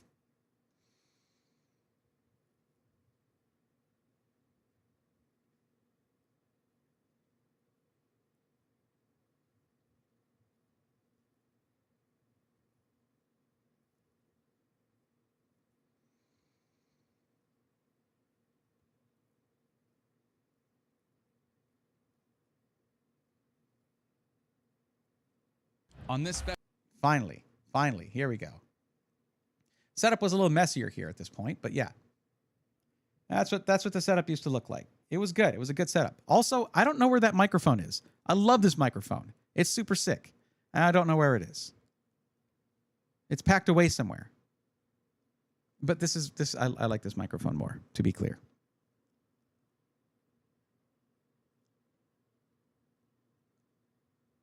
Special Black Friday episode of System Integrators Weekly. We've got the scoop on some exclusive deals. I've always really liked the hold on. I've always really liked the TIE Fighter setup, by the way. TIE Fighter is choice. Nope, still nobody. Oh well. Green potions on the mad scientist desk. It is highlighter guts in water. John, you know exactly what I did there. One of my earliest videos is me showing how to do that. And I kept that, like that was, to me, it was a thing that it was such a callback to some of the earliest stuff I did that when I did the virtual space for in what is it? In Motion Studio, they put those in there when they created the custom clubhouse for me. Because it was such a distinctive part of it. Yeah. But basically you put highlighter guts in water and then a black light behind it somewhere or on it, and it just glows. It looks like mad scientist stuff. Yeah. Sorry, it screws onto the desk. I don't know. I mean, if that works for you, Zintech, I've used the IKEA ones before. I've used some that are proprietary to certain desks. I don't know. I've used all kinds of cable management stuff. I don't know. It really depends on your desk and like how much room you have under there. Cable management is a thing that like, make it easier on yourself however you can. If it requires buying a couple things to hold stuff up, absolutely do that, because you can spend 20 bucks and make your life 100 times easier when it comes to cable management.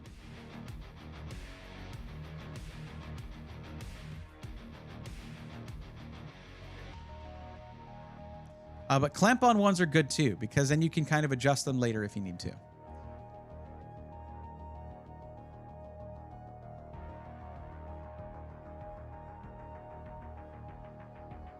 So, okay, I was going to tell you guys. So,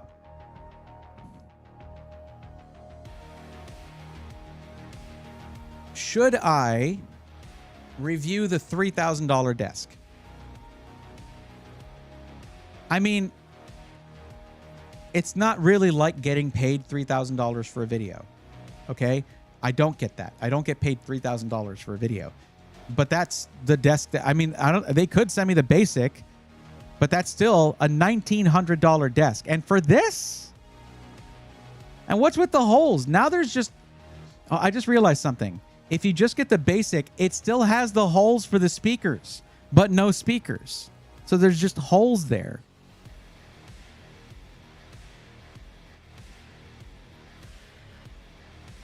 But it'll be a tax write-off too? No, I mean, no, actually, I might get taxed for being given that by a company. It's quite the opposite, Bergie. Fun story. For work, we were sent to one of the LA offices to do desk setups for over 200 desks, and the hardest thing was cable management. What do you mean one of the LA offices, just an office in LA? What? Yeah, cable management's a pain. It is. Everybody knows it. But that's a lot of desks. One of our business offices. Got it.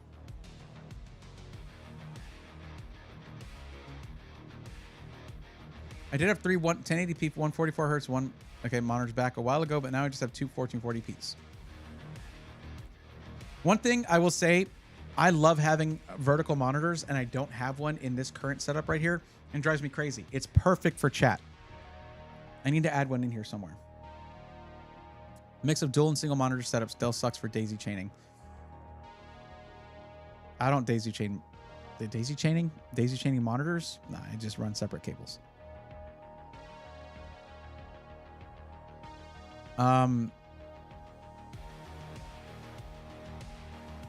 But yeah, so I don't think they would send me this one. It's boring. It's too boring. But the Pro one, yeah, I could see them sending me that. But like, I don't need another desk. I don't have room for another desk. I'd have to get rid of the IKEA one here, which I've been meaning to do. And also, this does not match my aesthetic in this room at all. If it's $3,000, why is there one color, for one thing? Why is there just one color? Why couldn't they have a white version of this? Here's a rule, guys. If you want to show that you're proud of something you make a version of it in white. The flaws will come to the surface. Just ask Microsoft and the Xbox.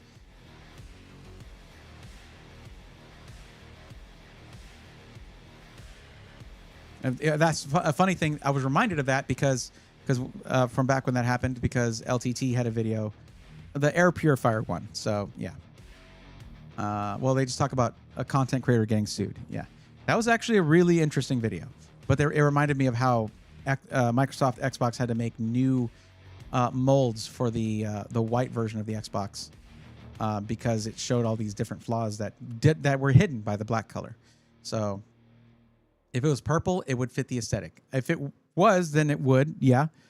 But I honestly, it's funny enough. I like to, as much as purple's my favorite color, but I like to keep it as a highlight rather than just kind of make everything completely purple, you know? Just like a purple PC case is perfect because it's only part of your setup. I don't think I'd want an entire purple room. You know what I mean? It's like too much of a good thing. Have you played the RoboCop game? I have not. No. I didn't even know there was one. I don't know. RoboCop's cool. I need to see a trailer for it or something. It's an FPS and it's fun? Really? To be honest, I wouldn't do it. We were only given a couple hours to have more money, and I haven't. We were only given a couple hours to have more money, and I haven't. Sorry, Bray. What do you mean? The pegboard feels way too low for me, too. Yeah, see, so Corsair has one, and their pegboard is raised up.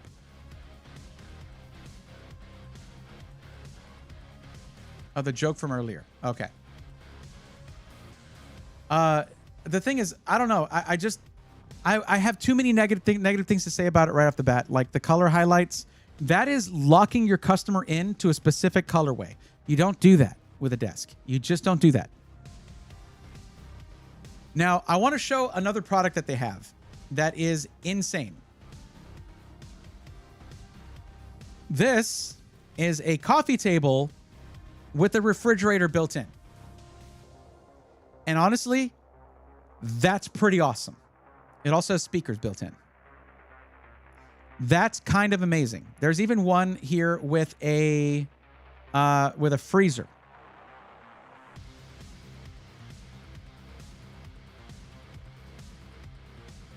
Oh, they have one on wheels too.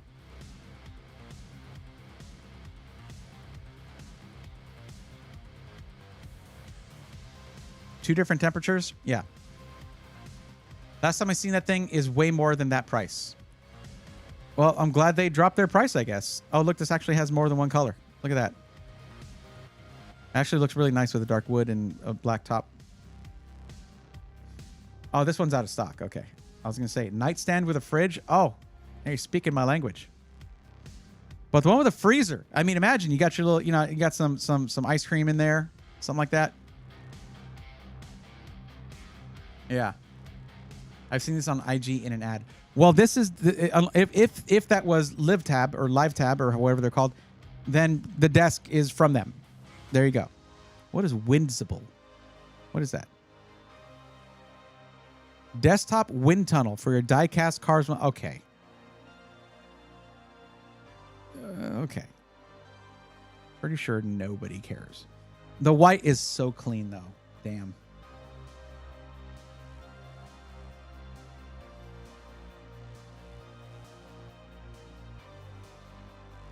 How does this coffee table, fridge, freezer keep from being a space heater in the center of the room when the compressor is running?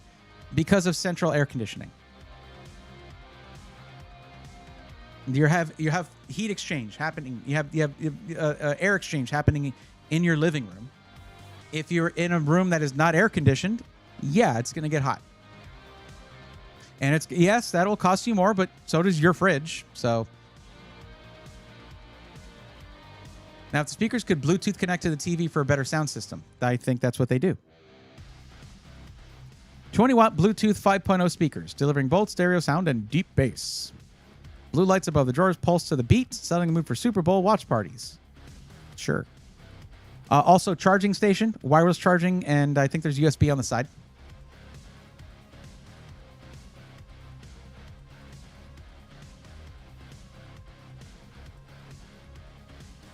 Yep, so built-in Bluetooth speakers. Now, you do have to have a power plug running to this, so if that's a bummer for you, yeah. So I can put a 4K TV on top of it and use it as a TV stand? Probably. But the speakers face away from you because the fridge has to face towards you. It's suboptimal for watching TV, I would say. You're going to have some delay, for sure. Because if you could run direct audio with speaker cables, I think that would be way better. And if also you could maybe, it doesn't work because you have either the fridge doors or you have the speakers facing you. Pick one, you know?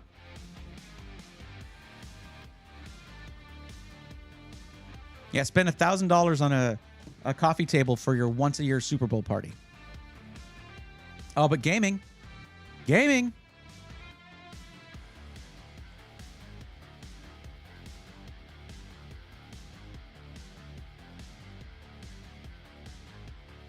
And they have touch controls. It is $699 on Amazon. Well, there's different versions. And there's one here that's $689. But it's sold out of stock on their site. I don't know if you're talking about the side table one or not. Zintech. But The one on their site is sold out. They might have it available on Amazon. About to turn my filing cabinet into a fridge. I don't think there's a kit for that, but just DIY that sucker, I guess.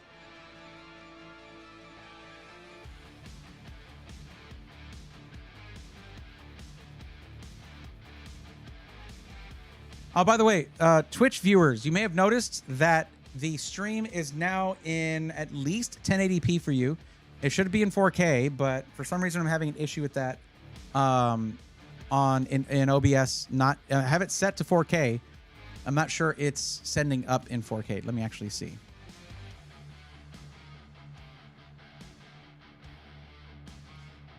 Yeah, it's 1080p source. So, oh, there we go. Into infinity.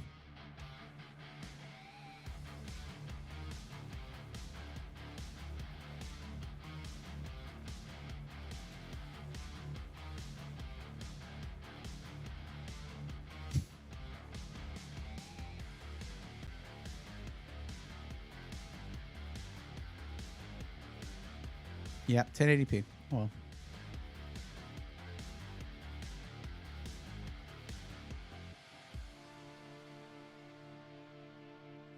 God, having that one light out, the Zelda picture, the light out is killing me, man. I have to fix that. But I need my arms to work first. That'd be good. I think that comes first.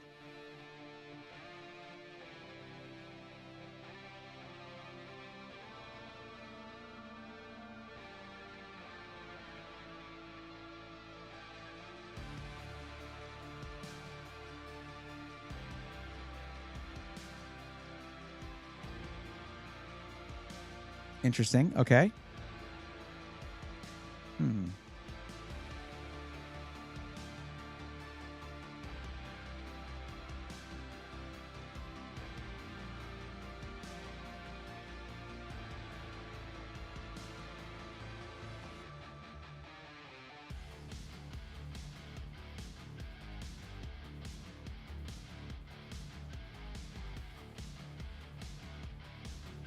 All right, guys.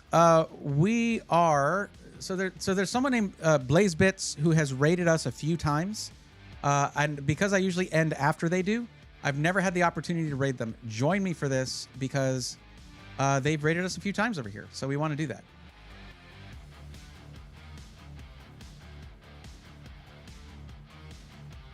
That's what we're gonna do, and I'll be back on Thursday. Hopefully, I can actually help somebody with a PC thing. That'd be cool. That's the goal here. This is the first one I've done, maybe ever, where I have just not had anybody to help. That makes me feel sad. But all right, guys, we're going to go ahead and raid. I'll catch you on Thursday. Till then, take care.